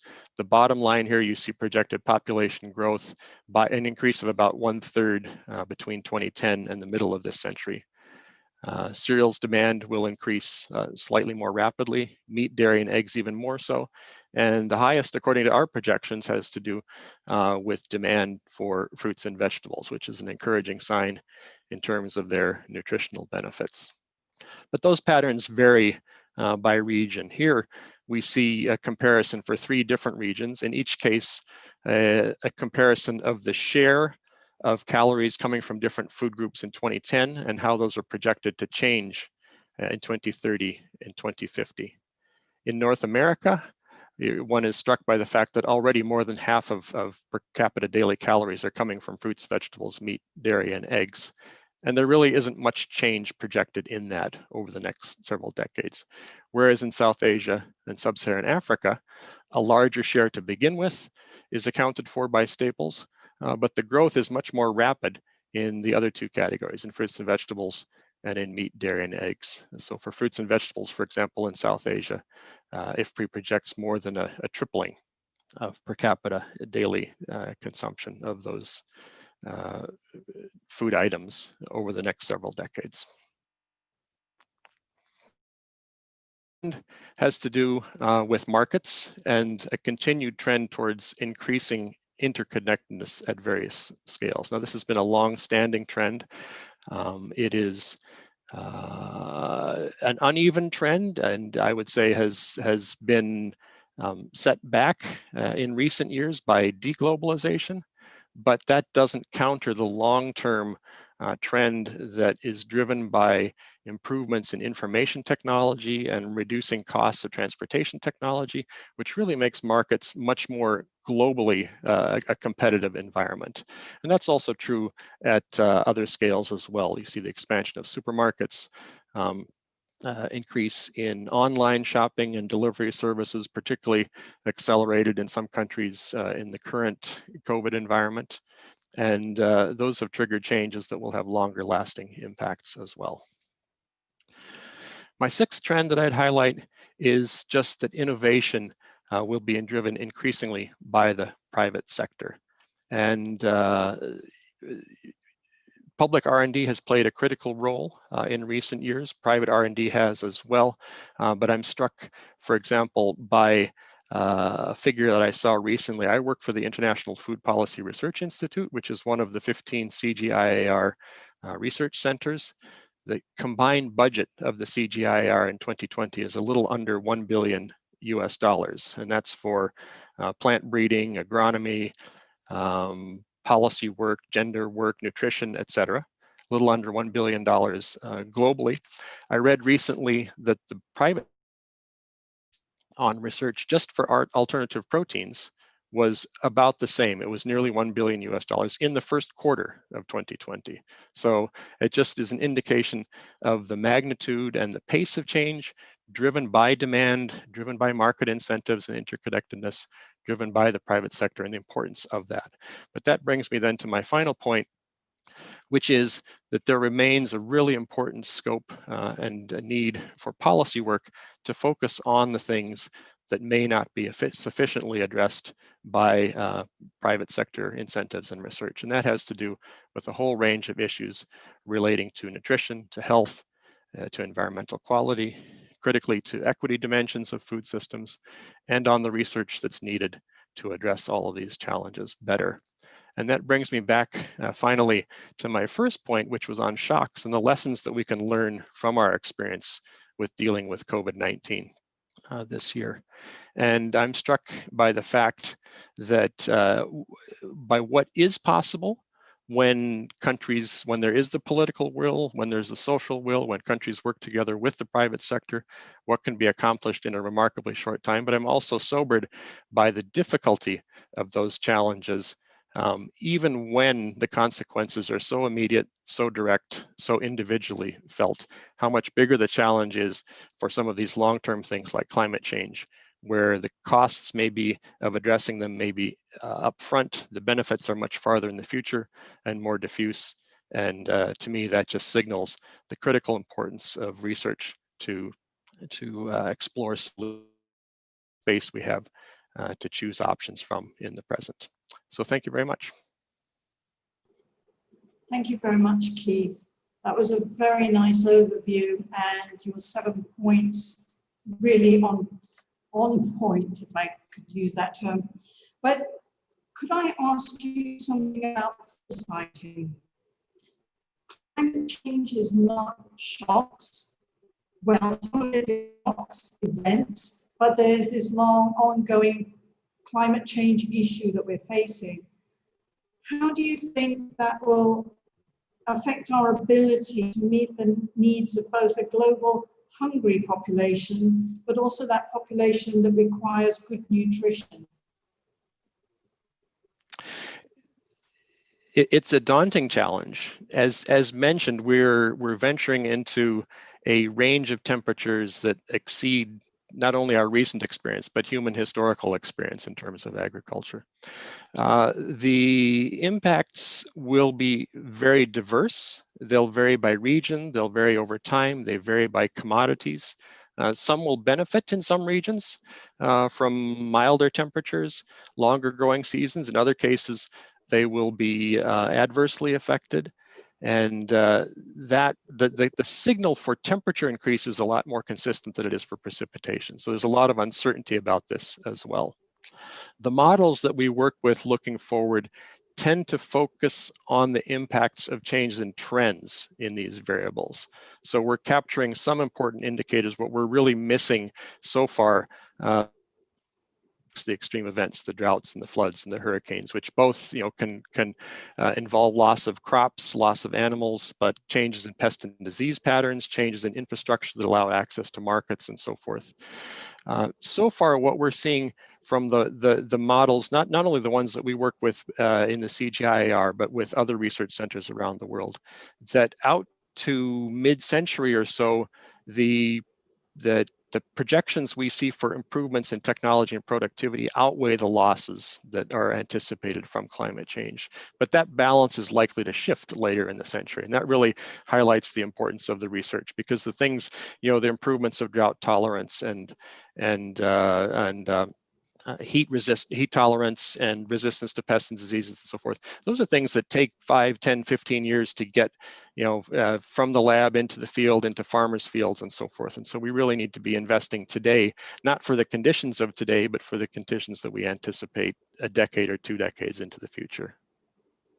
Yes, and I guess for those of us who are involved with crops, we then often forget about the need for pollinators, the risks around insect pests, diseases, epidemics for the plants, never mind the humans.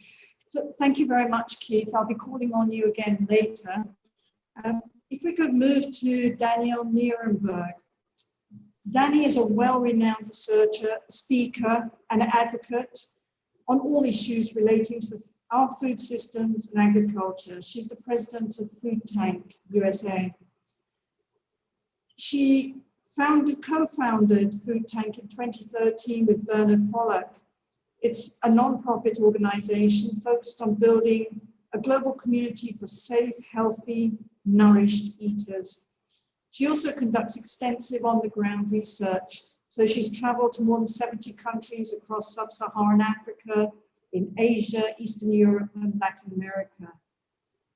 She has worked very closely with thousands of farmers groups. She interacts closely with scientists, researchers, particularly with policymakers, government leaders, as well as students and academics, and also particularly journalists, highlighting issues and documenting what's working to help alleviate hunger and poverty while protecting the environment.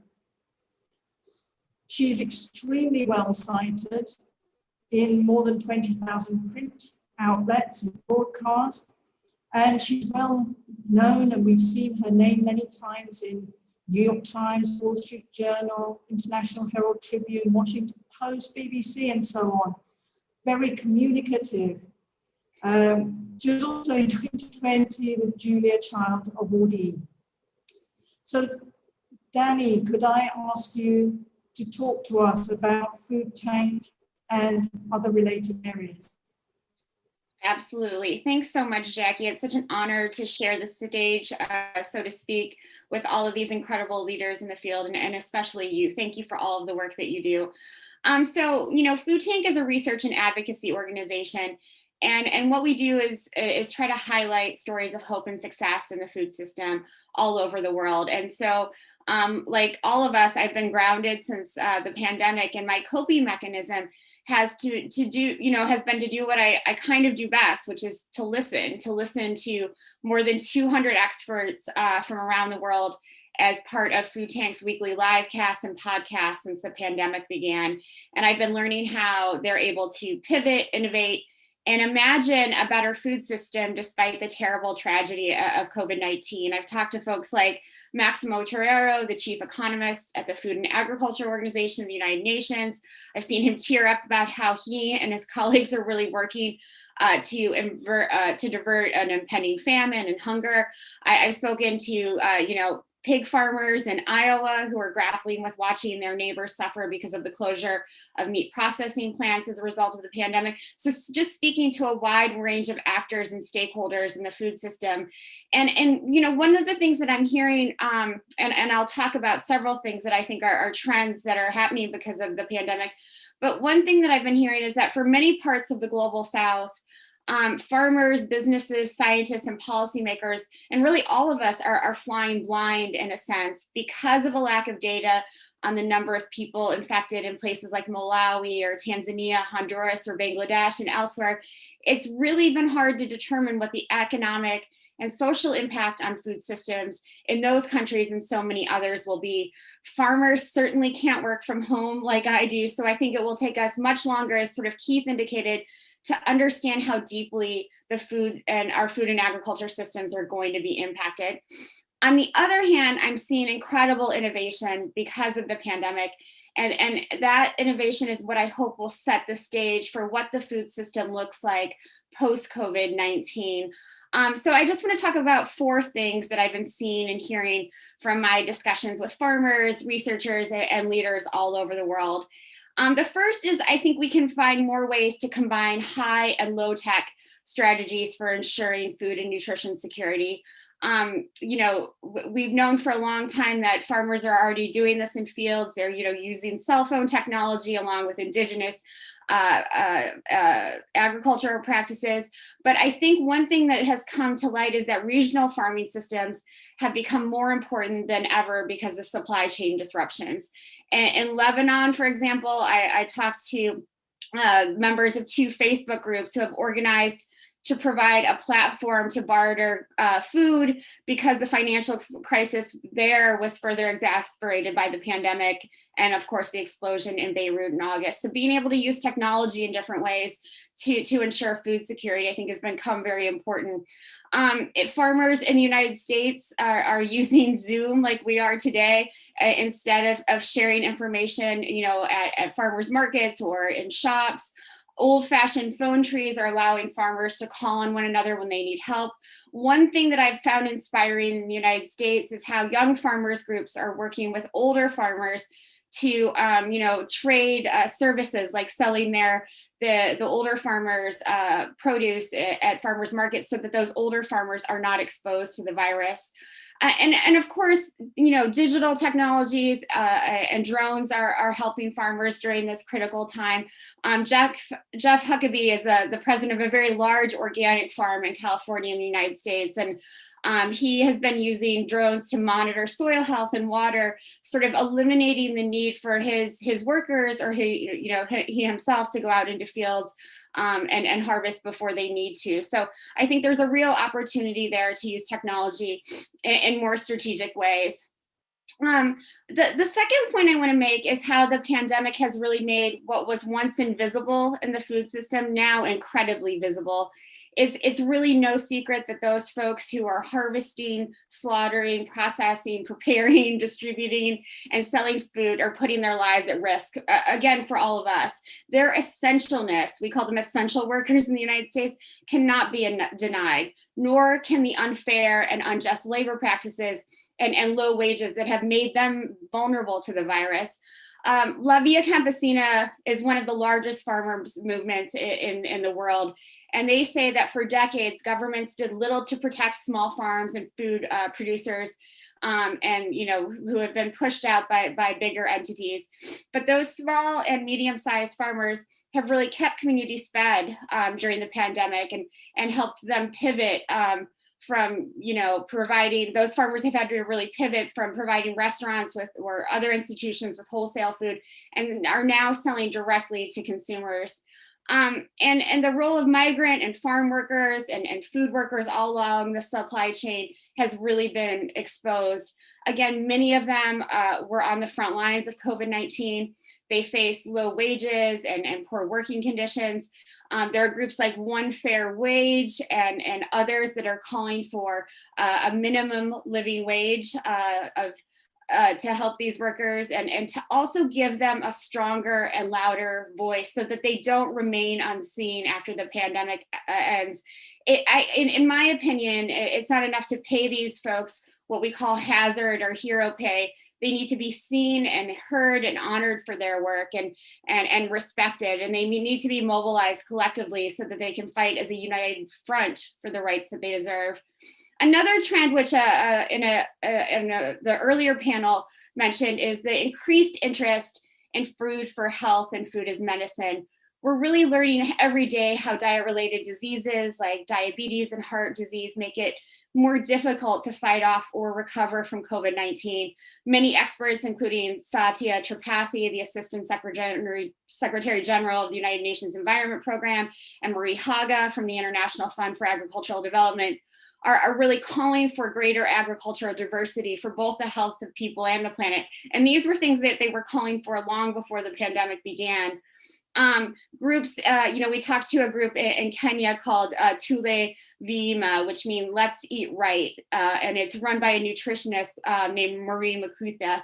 And her mission is really to help teach young women to grow indigenous vegetables and sack gardens or vertical gardens where they can grow food on different levels. So they're able to, have more nutritious diets during COVID-19, just as they were before COVID-19, and they're able to have an extra source of income.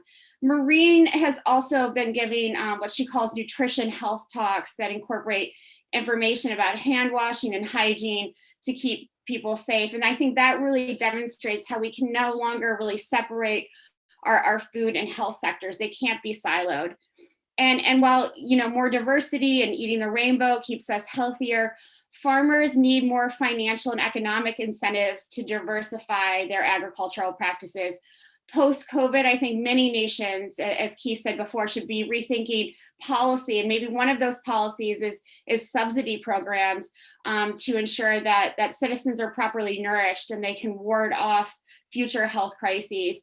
That's why the work that ICRISAT does with the Smart Food Program is so important. Convincing eaters and policymakers alike that the benefits of indigenous and traditional crops are really multifaceted, including being economically profitable. And the last point I just want to make is that because of COVID and inherent racism and inequality in the United States and many other countries, many eaters or consumers are becoming more enlightened and more informed about the food system, and they're becoming more and more vocal. We're calling them citizen eaters.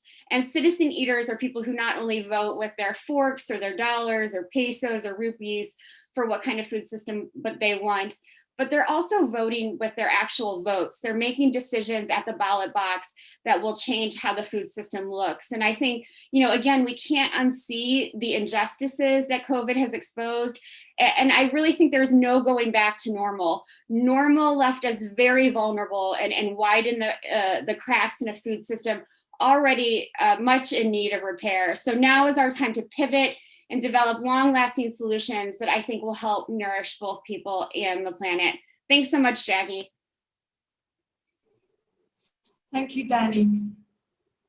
I have one question for you, and it's linked to COVID-19. As you say, things have changed and they will likely stay changed. We're doing things very differently. And you mentioned more local producers, different supply chains, and all of that going on. Do you have any indication in the areas in which you're working whether women and youth are positively impacted just the same as anybody else, or adversely impacted by these different supply chains? Because we're noticing, I'm in India at the moment, I've been in the UK, and I've noticed that we're tending to pick up on the e-commerce, the deliveries. It's different. It's not the same sources of food that one would have normally chosen. You look for other benefits from the supplier, deliveries or whatever. How do you think it's affecting women and youth? Better, worse, neutral?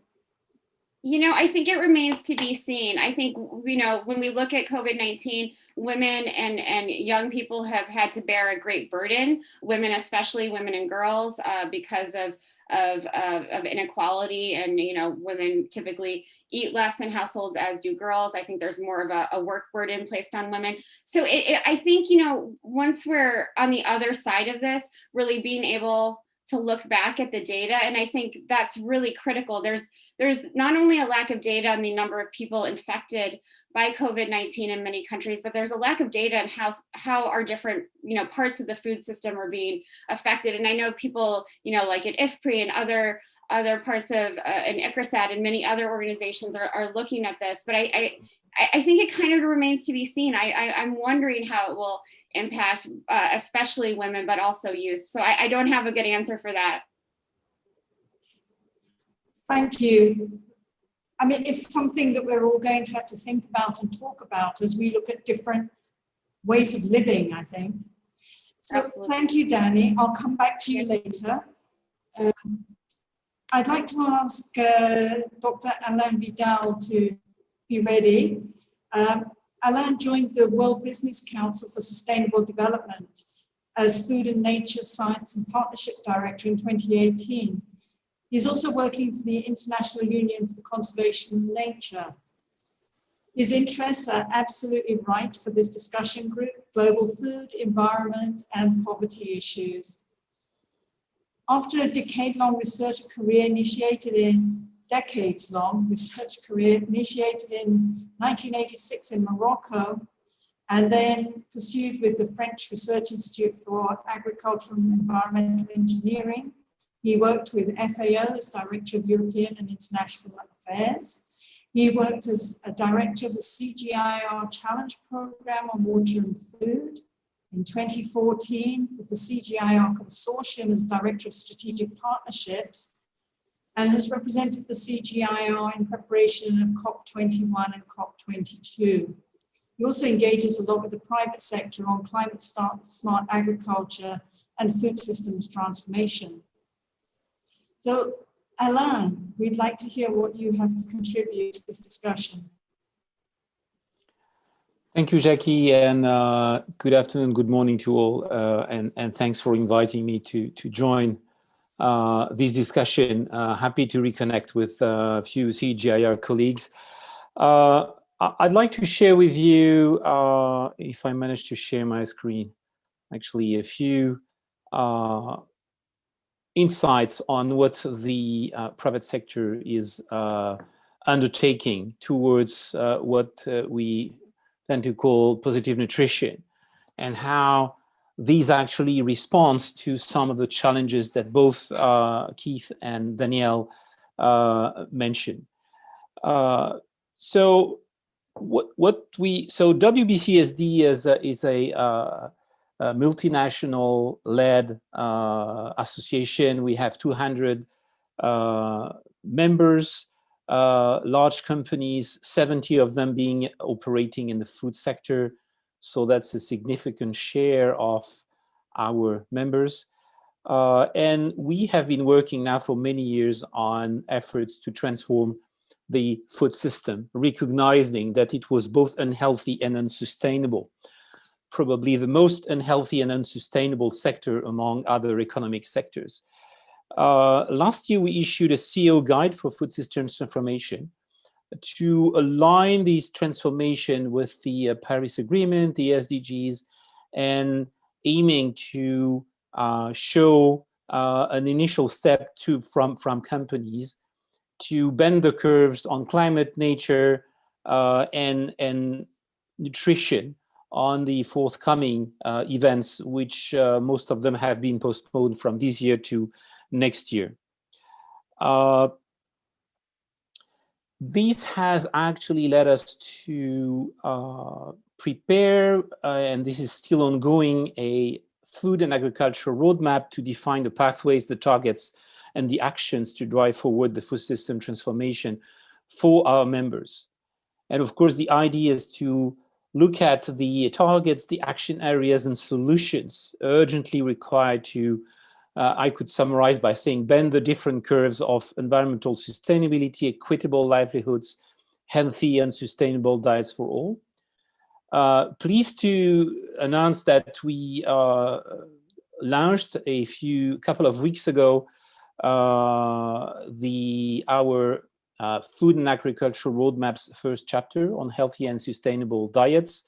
So pretty topical to this discussion today. I'll share the link to that chapter with you later in the chat. And we just before joining this event, I was on another event on the Pre-Food System Summit event that has been taking place since yesterday. Virtually, we just had a sort of discussion with a few leading companies like Kellogg's and IKEA, but also with the Consumer Goods Forum on this roadmap. An important thing to have in mind and you see here the different companies who are WBCSD members who are engaged in this transformation are a series of transformational targets that are included in our roadmap that shows the level of change that needs to be achieved to transform our food system towards more nutritious, more healthy, and more sustainable in the different regions of the world, according to the targets where we usually have upper and lower boundaries from different recent scientific reports, including, for example, the Eat Lancet report. So if you forget the lower boundary, which is still strongly discussed, which shows like a lot of things should be reduced, you see that that would drive significant change. And of course, it will point to different questions that you already mentioned previously about what would be the role, and I heard in the previous session, what would be the role of SMEs versus big companies on those transformations. This will actually enable us to prioritize actions across 4 action areas, which of course will strongly echo the action tracks of next year's UN Food System Summit. 1 on adjusting menus, product portfolio, and formulations to improve nutrition and sustainability. 1 on increasing the shared diversity and sustainability of plant-based food. A 3rd one on protein diversification and its performance in terms of sustainability. And a 4th one on support consumers to choose and access healthy and sustainable food and reduce food waste, which we know, of course, with COVID-19 has become a sort of, again, a challenge, because most consumers have got a reduced capacity to purchase, even if they had the means to choose to purchase and access healthy and sustainable food.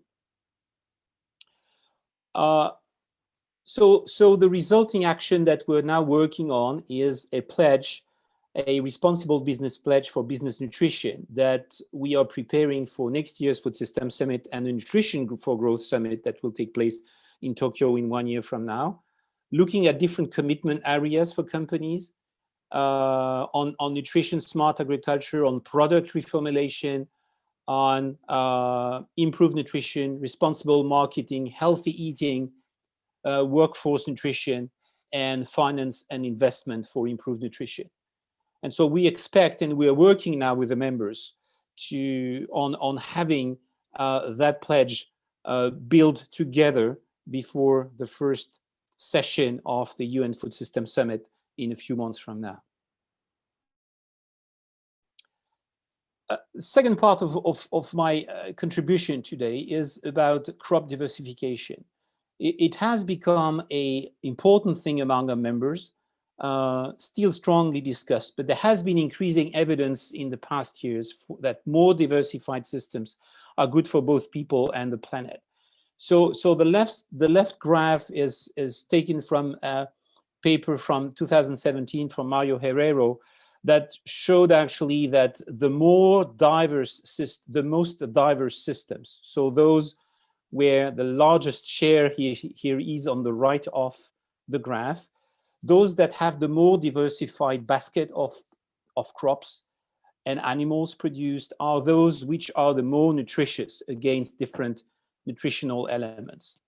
And these most recent work from Tamburini, published a few days ago, actually shows, it's a meta study that actually shows that diversification drives sustainability by all the criteria that define sustainability in the different agricultural systems across the world. So diversification is an important one. And at WBCSD, we're hosting a new coalition that took off last year, One Planet Business for Biodiversity, so nickname being OP2B, that mobilizes 25 companies across the whole agricultural value chain to drive transformation, but also catalyze action to protect and restore biodiversity. So you see the members that was initiated by Danone, but you would see people here both from the input side, like Yara, which is one of the leading fertilizer company, to Walmart, which is a major retailer.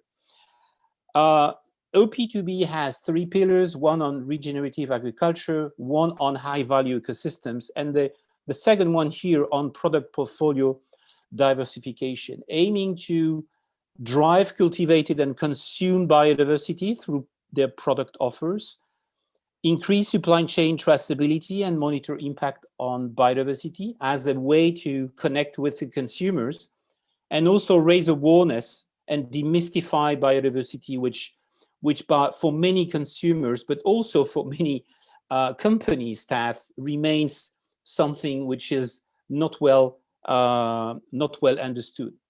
And so it means answering to questions that companies have about how do I leverage biodiversity impact in my ingredients? What ingredients, materials should I buy?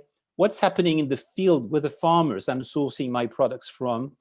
And how can I join forces with other players to enhance these biodiversity of the food portfolio? So that's work in progress on OP2B. So just to conclude, I think I would like to, I wanted to give two examples of what business is doing. One is pledging, and especially towards next year's big events, for more sustainable and healthier portfolio, more nutritious portfolio.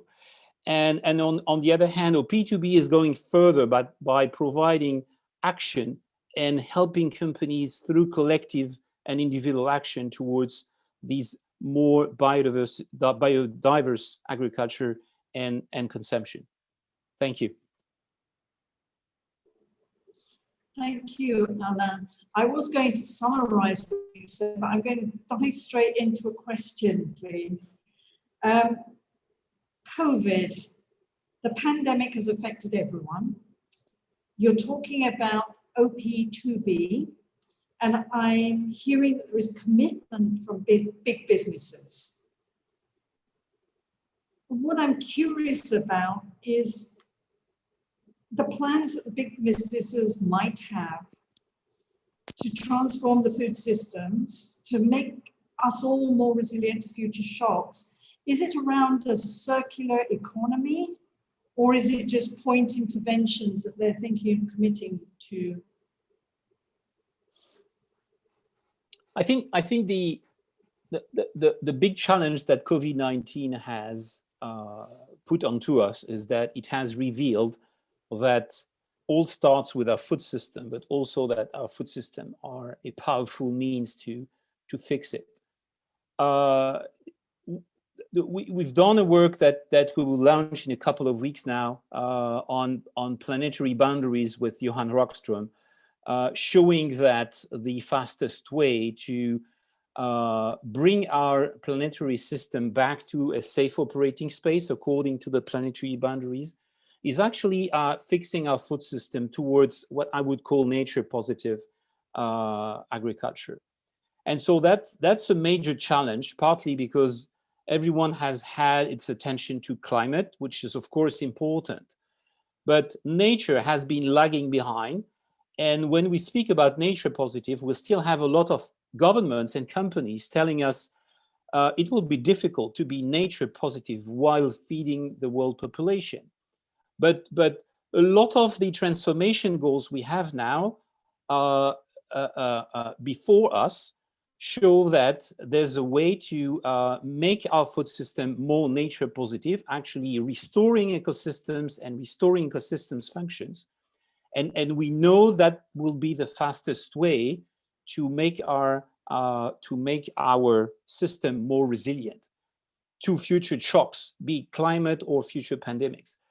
I think the big challenge when we say nature positive agriculture is to think about these difficult balance we have to find between reducing agriculture's climate impact while the same way halting land conversion, halting deforestation, restoring ecosystems by rebuilding, regenerating ecological integrity in these wide agricultural areas that we have developed all across the world, where there's no more biodiversity and where 2/3 of the 15 last year's pandemics have emerged from. Yeah, thank you for that. I mean, it's food for thought, and trying to work with the bigger businesses, with the smaller producers, and trying to capture opportunities for diversifying foods at different levels. So it's really complex. If I could move on to Professor Angelo Riccaboni, who has come in at very short notice. Thank you very much for joining us. He's a full professor in business administration and the lead of the Santa Chiara Lab Innovation Center of the University of Siena. His main research interests are related to the topics of governance and management control of sustainability implemented at the corporate level, as well as regarding the role played by organizations and universities to foster sustainable innovation. He's been the chair since 2017 of the Fundación Prima, Partnership for Research and Innovation in the Mediterranean Area, and of Prima, Coordination and Support Action funded by the European Commission. He's a member of the Leadership Council since 2012 and of the Network Strategic Council since 2019 of the Sustainable Development Solutions Network, SDSN, promoted by the UN, and chair since 2013 of SDSN Med, the Mediterranean part of that network. He is also, since 2018, been on the International Academic Committee of the Institute for Sustainable Development Goals of Tsinghua University, Beijing, which focuses on the SDG 2. So, Professor Angelo, may we ask you to join us? Okay, can you hear me? Yes. Yes. So thank you very much for the invitation. I'm here on behalf of the Fixing the Business of Food, which is a consortium of universities, and Marta Antonelli was supposed to intervene, but unfortunately she was not able to be with you today, and so I'm substituting her in this very interesting panel. And thanks, Jackie, for your presentation, and also I would like to thank previous speakers because they have said very clearly which is the scenario where we are working on. I would like to try to share a presentation if it is possible. I'll see if it works or not. I don't know. Can you tell me if it works? Okay. So as I said before, what I'm presenting today is the results of an initiative which is run by the Barilla Center for Food of Nutrition, SDSN Global, Columbia University, with its Columbia Center on Sustainable Innovation, Investment, and Santa Chiara Lab of the University of Siena. As Alan was said, business can play a very important role in the transition towards sustainability. So companies can play a role, as it was said. But we need to be sure that they are in the right direction. So we need to be sure that their strategies and operations are in line with the SDGs, Agenda 2030, and Paris Climate Agreement. So what we did was to see what companies are doing, because we think that everybody is able to pledge, but we need to go and see what they are really doing in the real world. In order to do that, this is a research project which has been going around for 2 years. And after the first year, we introduced this scheme, this framework, in order to understand if companies are really aligned with the SDGs. And this framework is based upon 4 pillars. The first one is, are products and strategies of the company contributing to healthy and sustainable dietary patterns? So are the companies promoting the right behavior? Are companies promoting the right dietary regime? Secondly, are the companies doing properly in a sustainable way, both in terms of operations, but also in terms of internal processes, which means also administrative processes. Third, how it works with its supply chain, how a company is promoting, if it is promoting sustainable behavior in the supply chain, in the value chain. So we cannot consider the company just the walls of the company, but its entire supply chain. Fourth, is the company behaving properly in terms of, is the company a good citizen? Is the company caring about its community? Is the company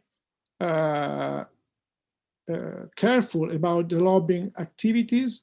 Is the company paying the right amount of taxes in the right place? So these are the 4 pillars through which we analyze companies, or we are analyzing more and more companies. Of course, we need to be careful about different sectors. So I don't want to spend time in this, but we need to be careful about different steps of the value chain: inputs, production, trade, processing, and distribution. We know there are major differences. And we carried on this project in a partnership also with the World Benchmarking Alliance. We contributed to their benchmark, and they are also contributing to our ideas. And that is very important because that is very ambitious initiative, as you probably know. So what we found? We found, first of all, that in terms of, if we look at the reporting standards, usually they give very little attention to pillars which are not the processes. So if you look at products or supply value chain and being a good corporate citizen, well, usually you don't have a room given to these issues. So mainly standards give importance to internal processes. But also we went and looked at 12 companies, looking at their sustainability reports for 2 years. And what we are doing, we are breaking down our scheme, our framework of the 4 pillars into 18 topics. So we have 4 pillars, but each of them is then broken down in various topics. And here you have the list. I would be very pleased to continue the conversation after this very interesting panel. But these 18 topics help us to understand what companies do with reference to the 4 pillars. Which are the results? So we found that there are, as we were expecting, more disclosures for beneficial products and strategies, but in general, they are just showing ingredients or what they are doing, but there's not really a concrete promotion of healthy and sustainable diets. As it was expected, there's more room given to sustainable business operations and internal processes, while there is a low level of disclosure for supply chain and for good corporate citizenship. So definitely what needs to be improved, companies should be more keen on promoting healthy and sustainable diets rather than just providing descriptions. Also, what we found is that there are too many standards, too many accountability mechanisms. So it is very difficult for the public opinion, for citizens to understand and to compare, but also for the markets. And also there are very few disclosures by country, why it is very important to go on by country. I don't focus on this, but just to show that we also analyze another important issue for us. If companies disclose targets for their activities in terms of sustainability. So in general, we can say that they are not disclosing targets. So this is something that we need to radically improve, because otherwise it will be impossible to give the proper contribution to the achievement of Agenda 2030. So they need to be much more precise in terms of targets being pursued. So which are the recommendations? For policymakers and regulators, definitely we need to improve the frameworks. Otherwise, it's very difficult to really stimulate the right behavior, but also to compare among companies. And also more focus needs to be given to supply chain and corporate citizenship. On the other side, we need more rigorous metrics. And this is the area where we are working with also other institutions to have more metrics more coherent with the Agenda 2030. As far as the business is concerned, as Alan was saying, it is important to be more systematic in disclosing strategies, initiatives, results, but also long-term sustainability targets. And also businesses should be more strong in promoting more sustainable and healthier dietary patterns through a very powerful tool they have, their marketing and communication activities. They can do a lot. They can do a lot to promote healthier patterns. We know that investors are key in this change, and if we have more rigorous metrics, we might have a more active dialogue with the companies. That would be very, very useful. But in general, what is important and what we learned is that we need to give more support to businesses, also for small, medium-sized enterprises. So this is what we are doing now, because we understand that business can contribute to more sustainable food systems. The question is not any longer why they should do that, but how. So this is the reason why our initiative, Fixing the Business of Food, is becoming more an open partnership to support companies. And this is what we are doing. We are liaising with policymakers and sustainability standard setting actors to improve frameworks, but also we are enlarging our analysis of cases. We have also promoted a self-assessment model in order to support companies. And it is very important to highlight best practices. So we have created a web platform to do that. This will be very helpful to engage in dialogues with investors. So we are analyzing, but also we are promoting concrete steps to support companies. We need to support companies because large multinationals, they have their own internal, or they have their own tools in order to improve, but all the others need to be supported. So we are really committed to that. And our outcome, we would be pleased to present it to the Food Systems Summit 2021 in New York. Here I stop, and thanks a lot for your attention. Thank you. Thank you very much, Angelo, and thank you again for stepping in at such short notice. It's truly appreciated. I like the 4 pillars of corporate SDG alignment, and I was looking through them, and I wondered whether you could share with us some of the targets, or more the indicators that some of the businesses are using around nature and biodiversity. Anything you can share with us on what the metrics are they're looking at, if they're going to say they're moving in the right direction? Well, for instance, one major issue, of course, in terms of targets is CO2 emissions. CO2 emissions is one of the areas where definitely we found some good practices in terms of, but this is because CO2 is an issue that has been around for a long time. So we have a tradition, we have tools, we have environmental accounting. So for instance, if we look at a major issue, of course, like CO2 emission or even GHG emissions, we are satisfied in general of what are the metrics being used. As you said, much more difficult is when we go to biodiversity, or we go towards issues like land management, which is more difficult for a company. So this is the reason why, as I said before, we need to work more and more on finding metrics, and we need to have an alliance between our initiatives and science, because we need to find easy to read, timely, precise indicators for these purposes. So my answer to your question is that there are some areas like GHG emissions or CO2 emissions where we are rather satisfied, we are rather pleased. Other areas need major improvements. Okay, thank you. Let me move on to our last discussant. And then after that, we've got a couple of questions coming up from the chat, which I will share with you. And I'd like all the discussants to start thinking about what are your top recommendations to make global impact on areas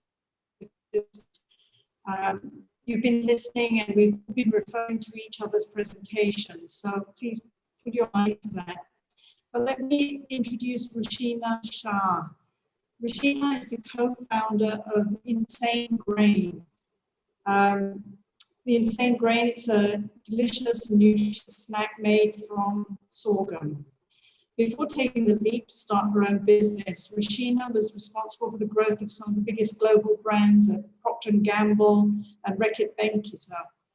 After 5 years in brand management, she decided to escape the corporate life and founded Insane Grain with Nigel Parrott, after identifying the opportunity for a genuinely healthy yet affordable snacking range. It's been chosen as part of the Good Food Fund as the ideal snack to appeal to low-income households, with the aim of helping to tackle child poverty across the UK. Rushina, we're looking forward to hearing from you.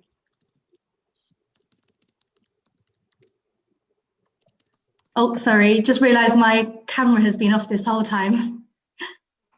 I'm just going to share my screen so you can see the presentation. Let me know when you can see it. And can everyone see that? Excellent. Not yet. Can anybody else see it? Yes, I can see it. Yeah. Okay, got it. Yeah, brilliant. I'll continue then. So actually, Angelo's presentation leads me nicely into what I plan to talk about today, because I guess you shared it's really important to support small businesses who don't necessarily have the kind of bigger budgets that larger corporations have, but are much more agile and actually want to kind of contribute to the world.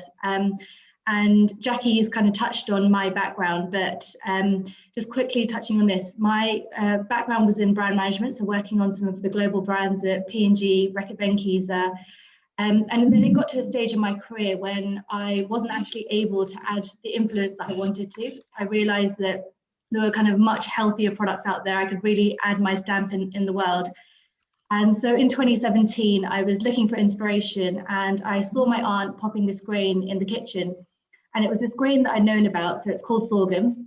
I've known it as jiwadani. I'm Indian, so I know about it in it's kind of a different name, not its universal name.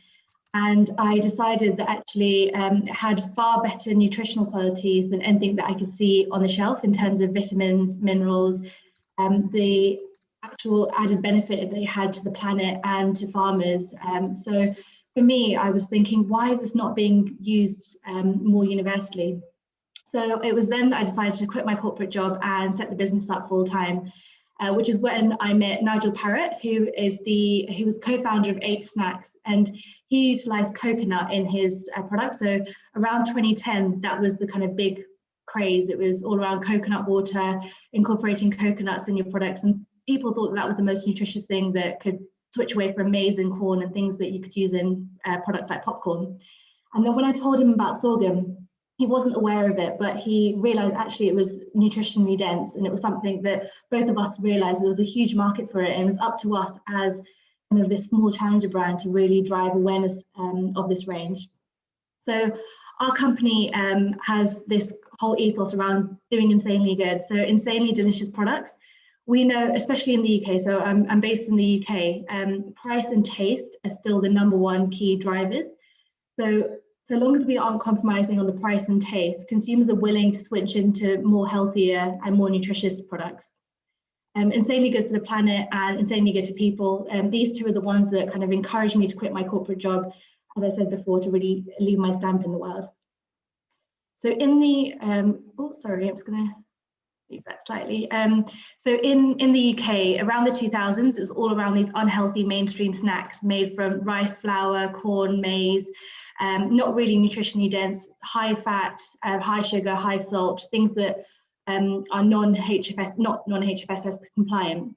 Then in 2010, it was all around elimination. So people were getting rid of gluten, they were getting rid of wheat, they were getting rid of calories. But as they were doing that, they were stripping away the nutrients, the vitamins and minerals, and they were still using products such as kind of corn, rice flour, not actually switching into more healthier nutritional ingredients. Then in 2015, we started seeing things like peas and chickpeas come into the UK. So that added protein and fiber. But now in this kind of new COVID world, people care more about gut health, they care more about immune health, vitamins and minerals, and especially in the UK, we're seeing actually a drive towards more genuinely nutritious products. So actually we launched just as COVID hit, which was the worst timing possible. So the company's been around since 2017 and it's progressed, but we took a while to really understand sorghum, really understand the technology behind actually manufacturing it. So we didn't compromise on the taste and the flavor, but then also having that nutritional benefit. So our statement is that Insane Grain is the future of healthy snacking. So it has all of these amazing health benefits that we've actually linked to consumer understandable fruit and vegetables. So iron linked to spinach, potassium linked to bananas, and not compromising on the taste and the texture as the kind of number one and number two purchase drivers. And what makes us insane is our superpower, sorghum. So this one is kind of where we need a bit of help. So in the UK at the moment, sorghum is starting to see more awareness being driven of it. But here, this is where we need help with organisations like Smart Foods, who are able to actually have links with farmers in Africa, who actually are able to drive much more awareness than we could do as a small business. We just don't have the budgets and the sort of level of support that big organisations, as Angelo was saying, have. So we're starting to see it creep up in different categories. And we're seeing it sort of as that trend of quinoa. So before 2013, quinoa just wasn't known in the UK, and it actually has much better nutritional properties versus other corn, maize, etc. that we were seeing. And as soon as consumers understood the health benefits, and I think Joanna mentioned before, as soon as consumers understand what it is, they understand that actually if you're not compromising on the taste and the texture, there's no reason to switch over, and especially price as well being a main driver.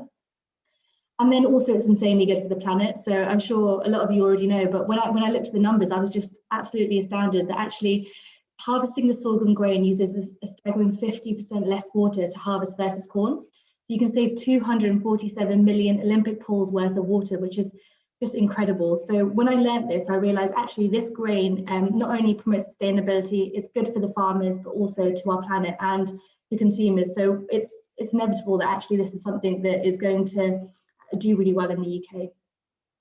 How then can we make a global impact in supporting these smart food systems? So it's up to us as organizations, whether we're large organizations or actually smaller businesses, to utilize these better for you ingredients.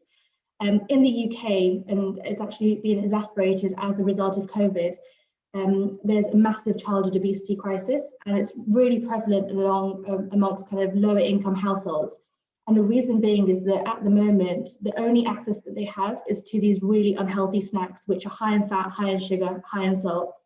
Parents want to be able to give them something that is much more nutritious for them, but they just don't have that option because the price points are far too high for things like sorghum related products or quinoa. And for us, it's all around how do we make healthier snacks more affordable to the mass market.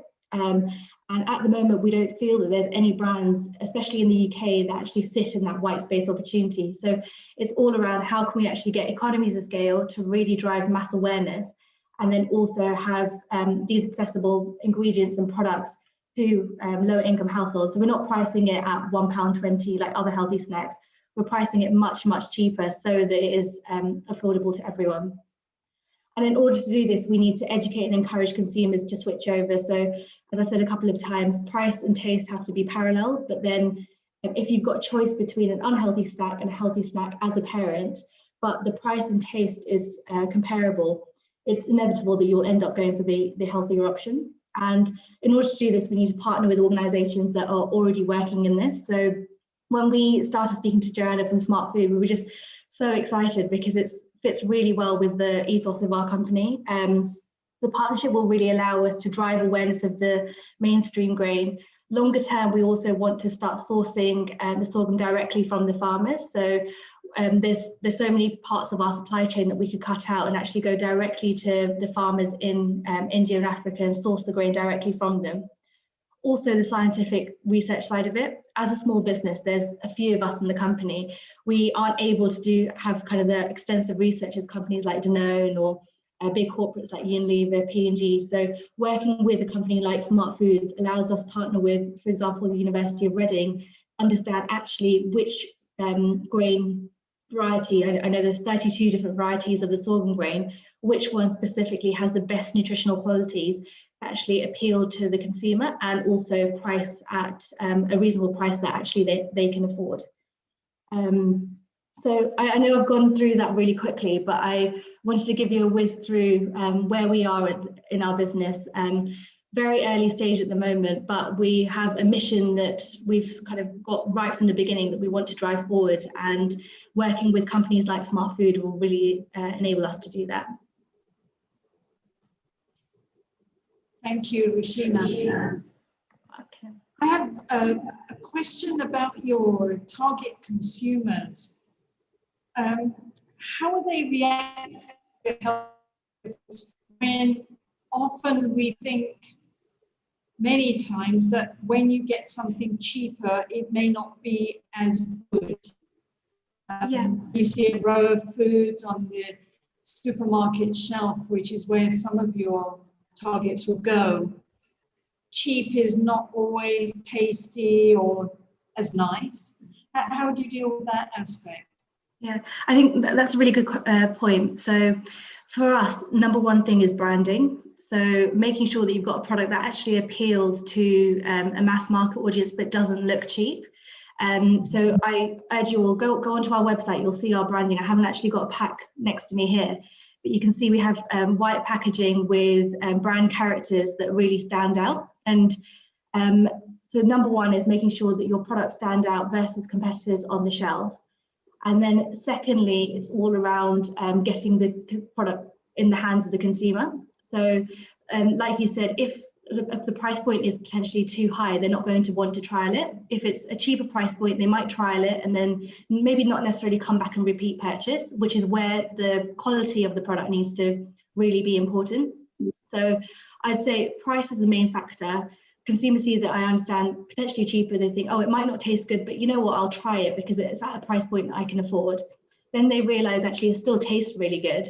So not compromising on taste and texture, and then they want to come back and repeat purchase.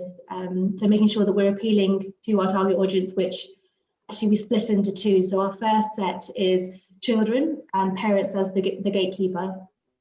So having branding that appeals to the child, but also to the parent with the health benefits and the claims really clearly linked to consumer understandable fruit and vegetables. And then also the millennial group. So that target audience is the biggest in the UK. So making sure that we're also appealing to that group. And it's a hard balance to try and find, but we've worked with a creative agency to be able to do that. Impressive, thank you. We've got excuse me, a couple of questions coming up on the chat. And I think I've got this the right way around. I think the first question is to Daniel Nierenberg. There's a growing market for healthier food, but do you see the mass market really changing their awareness and decisions for healthier food, or is it still niche markets? Danny? Yeah, I mean, I think that's such a good question. I think consumers or eaters are in a sort of predicament right now, right? They want to eat healthier, many do, but they can't afford it. There's massive unemployment in rich and poor countries alike because of the pandemic. So I think consumers are sort of placed, you know, between a rock and a hard place right now in terms of what they want to eat and what they can eat. And until healthy products are at a price point where, you know, all consumers can afford them, then I think, you know, we're going to continue to have sort of this dichotomy where, you know, people who want to eat well can't, and that healthy, affordable food is not accessible to everyone. Thank you. The next one is actually for Keith. Given the expected future decline in staples, do you really foresee that rice will not be the major food on a plate in Asia? No, it was a relative projection. And if you recall the figures, even for Asia, not only the absolute amount, but the share of calories coming from staples is maintained. It's just that there is more rapid growth in the fruits and vegetables and the meats and dairies. So having said that, there are shifts going on within staples as well. So it's a more nuanced story, but it certainly does not signal the end of the importance of staples. I'm glad you said that, as I'm sitting in India and people are having their basmati rice. And Jackie, what Absolutely. are you doing? No, we eat a lot of rice in our household as well. We have a few more minutes. Oh, a general question. If anybody wants to take this, I can only actually see 4 of you, so speak up if you want to take it. We see increasing awareness for healthier food systems that is driven from the consumer end. Who would be a major player in driving the shift towards planet-friendly food?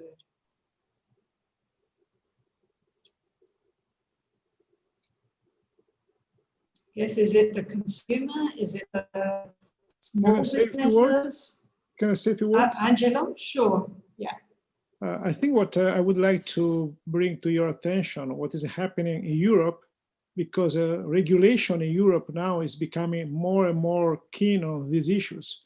We have had the so-called European Green Deal, and now we have a main strategy called Farm to Fork, where, I mean, it is clear, it will clearly influence the future of European food systems, but also global food systems, because the first phrase of the strategy is European food will become the world benchmark for sustainable food. So this is something very important, because the aim is to raise the level not only for European food, but also for global food. That is the answer. I mean, I'm sure that it is very important, the role of consumers or eaters, as Danielle says, but also the role of regulation is very important. And we are very pleased in Europe that our leaders are working hard on this issue. Can I just add, I couldn't agree more with Angelo. I think that, you know, governments really have a responsibility to take the lead here, because we can't depend on eaters alone. We can't depend on companies and corporations alone. We really need governments to stand up and take that responsibility on. Unfortunately, in the United States, for the last 4 years, we haven't had that kind of farm to fork strategy that has been taking place in Europe. And I hope with the new administration, we can start taking on these issues again. But in the meantime, I'm so proud of the work that the European Union has done to really make the case for a strategy that will create healthy, accessible, affordable, safe, nutritious food for everyone. Thank you, absolutely. So can I impose on the 5 of you, what is your key, and I'm going to start with you, Keith, so get ready, a recommendation to make a global impact on improving or supporting food systems, especially to create a smart food system, so that the system is good for you, good for the environment, the planet, and good for the farmer and the farmers' communities. Just one each. And I hate to say it, my internet connection is very unstable. So if I can't do it, please just continue. Keith first. I will. I'm going to break the rules right away by offering 3 quickly. One is to come back to R&D and the fact that it needs to be very targeted on things that aren't already being addressed by the private sector. So issues relating to health, environment, inclusion, and so forth. Second one relates to the point we just heard from Angelo and from Danielle about the importance of policy and education to influence behavior. It's not something that consumers do by themselves. It's not something that governments can legislate by themselves, but there is the interaction there in creating the education, the receptiveness to science, which has been under challenge in recent years. So the broad-based education would be my second. Thirdly is engagement with stakeholders to truly understand what it is that they need, what their interests are, and not to imagine that researchers or policymakers can provide the solutions in absence of that. Thank you. Thank you, that's excellent. Danny, you have one to mind, or three as well, if you want to copy Keith? I did have three, but I'll focus on one. I think we really, we've talked a lot about helping companies to make connections and improve their bottom lines by focusing on more diverse products. But what I really think that depends on is supporting farmers. The farmers need more resources to be able to work with those companies. And again, I feel like this is why the work that Joanna has done and that you have done with the Smart Food Initiative really needs more support. This is an initiative that needs to be replicated and scaled up out in so many different ways so that it can reach more farmers. And then ultimately, help those businesses make money and reach more consumers and do all those things. But what is at the base of that is really supporting farmers, which we don't do enough of, right now globally. Farmers need our support and our recognition and our respect. And I think COVID has really exposed that in multiple ways. Thank you, Danny. That's a great one. Alain, you knew you were next. Yeah, I knew that. I muted myself. Thank you. Well, also had three. I think if I had to choose one and prioritize one, it would be aiming to a more diverse and nature positive food system to restore our food system's resilience and to offer consumers a nutrient dense supply and more agro biodiversity. I think it's critical, and of course I'm conscious by saying that it counters somehow the stronger integration that the agri-food system has experienced over the past years, with most of the international trade going through a handful of traders, but who are unable to accommodate for that food diversity. But I think that diversity is good for the farmers, it's good for the planet, as I shown, and as science evidence, and it's good for the consumers as well. So I think that would be mine. Thank you. Thank you. Perfect. Angela, have you got one? Yes, I think that we mentioned innovation, and we tend to focus on technological innovation, but also it's very important organizational innovation. We need new business models. For instance, if we want to take advantage of the bio-circular economy, which is very important for farmers, we need to introduce new ways of organizing our value chains. So I think that we need some more organizational innovation, not only technological innovation. And in terms of innovation, also, we need public investments to make farmers having access to innovation ecosystems, because there is they are too far away. I mean, we need to allow farmers and small food companies to have access to innovation. But in order to do that, you need some investments, for instance, in terms of digital. I mean, you have agriculture 4.0, but if you don't have digital connections in the rural areas, it is impossible. So you need a lot of public investments. Thank you, that's excellent. I think the team is going to end up with many more recommendations, but these are really great. And Rushina, from your point of view, have you got one for us?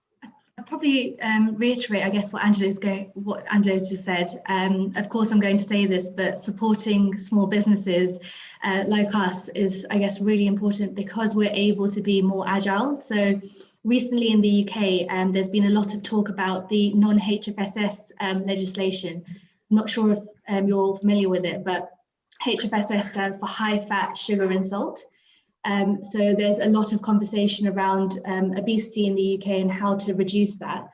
And one of the ways in which the government is looking to actually stop promotions on any products which are high fat, sugar and salt, and stop above the line advertisements. And a lot of products in the category at the moment just won't fit within that bucket. And big corporations aren't able to just switch overnight, whereas brands like us, we were able to overnight switch to non-HFSS recipes because we're able to, our mission is all around that anyway. So we were able to be much more agile. So being able to support small businesses like us who don't necessarily have the economies of scale and aren't able to necessarily get to a cheaper price point as quick as possible, but supporting businesses like us that are able to do that with companies like Smart Food and other legislations. Thank you. So I've got a long list now of 8 recommendations, which is really good.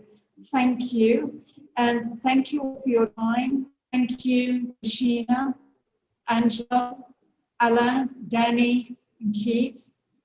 It was great catching up with some of you again and having this discussion. I just wish we had even longer.